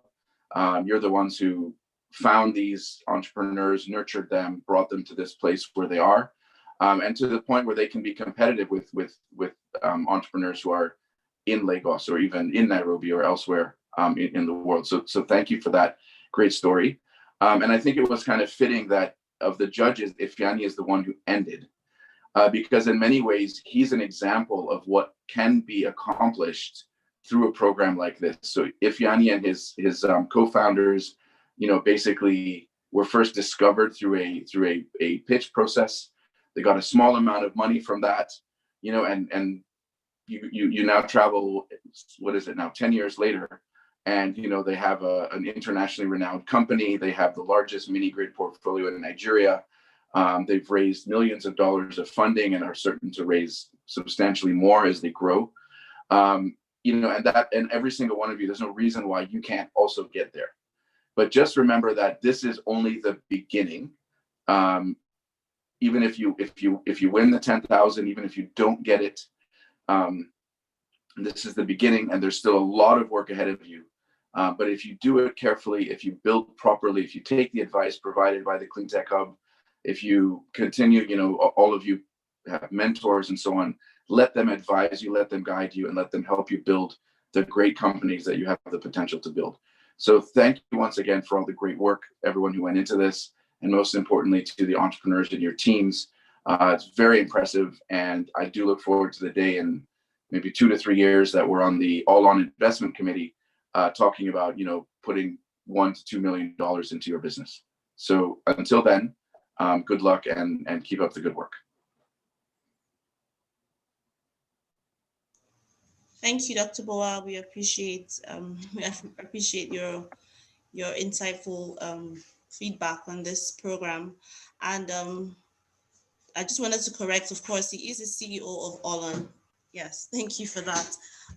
So I'm handing over to our CEO, Ms. Ifeoma Malo, to give us the vote of thanks and to bring the program to a close. Thank you. Thank you, Talatu. So this has really been, an eye-opening process for me, right from, I think, and for all of us at CleanTech Hub, right from 2018, or was it 2019, when we started initial conversations with Allon about how to design and implement this incubation program and how to help build enterprises in the clean energy sector.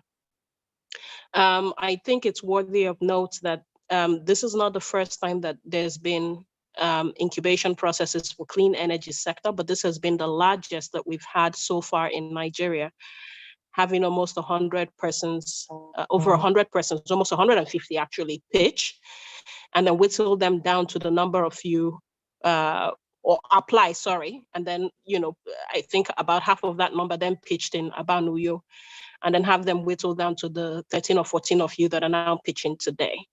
So it's been a process also for us, learning and growing with you, the incubates, as, enterprises that are sort of finding their way in this unusual time. We know that we wanted to do a lot of things in person and help build that bond, but we think that with the work that Chisom Udemezwe, who's the manager for this enterprise development program on the CleanTech Hub and has done, I can see the bond. I follow a lot of you people's chats on the Telegram group, and it looks like it's one big riotous family. But we have learned also along the line about how to do this bigger and better. And it's on that note that I want to acknowledge and say thank you to a couple of people. I think Weber has done a lot of acknowledgements, but I think we really need to give a lot of accolades to Allon for even trusting that this could be done. If they did not believe in the Nigerian clean energy ecosystem, they would not be putting their money behind this sort of project. Or putting their reputation and credibility behind this sort of project. So we want to thank the entire Allon team, especially Annie, who started off the process with us, and then Saleh and Francis, who came in along the line and has seen us to this stage. We also want to acknowledge the people behind the funding that's been deployed for this. So Shell Foundation and Rockefeller Foundation, of course. For making it possible. But I want to take particular time to acknowledge my team, especially Chisom Udemezwe, who has done the heavy lifting when it comes to making this a very successful first phase of the program. Many of you might know that Chisom herself is an engineer, an electrical engineer, but also has had this sort of flair for business, to start her own business or even to get knowledgeable about the business environment, and has just really thrived in trying to help enterprises like the ones that we've seen today grow from where they are, from an ideation stage to where they're now able to pitch successfully. So on behalf of all of us on the team, and all of the people who worked with Chisom, Dara, Talatu, Kola, the entire team who's been like a backbone of support to make this a success, I want to say thank you. More especially also to our mentors who we all called on and they said yes without hesitation. We want to say thank you to all of you.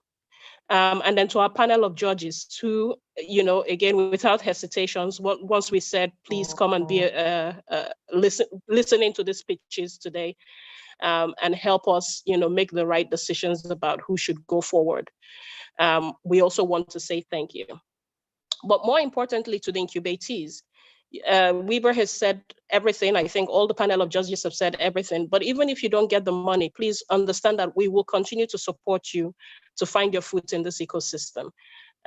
This is just the first stage. This is just the first stage of the journey. And for us, really, as the people who have been the shepherds through this process, we don't think that there is really any winner or any loser. It's just maybe some people were more prepared than others for today. So we want to thank you for sticking out the process with us and for making today a success. So on that note, I want to thank everybody who's here. And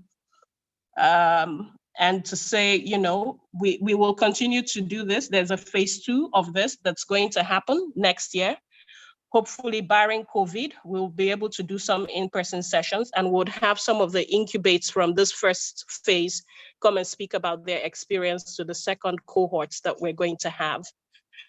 So on that note, I'm going to say thank you to everybody for being here. It's been 4 hours of listening in and learning and listening to new technologies and new ideas and how these things are going to be birthed and would hopefully help to electrify Nigeria even further. So on that note, I'll pass it back to Chisom. Thank you very much, everybody, and have a good day. Thank you very much, Mrs. Thank you for your vote of thanks and your remarks. Thank you to everyone, the incubates, the judges, and everyone who joined us, even on the YouTube Live. Bye-bye, everyone. I hope you have a nice day. Thank you. Thank you, Chisom. Thank you, everyone.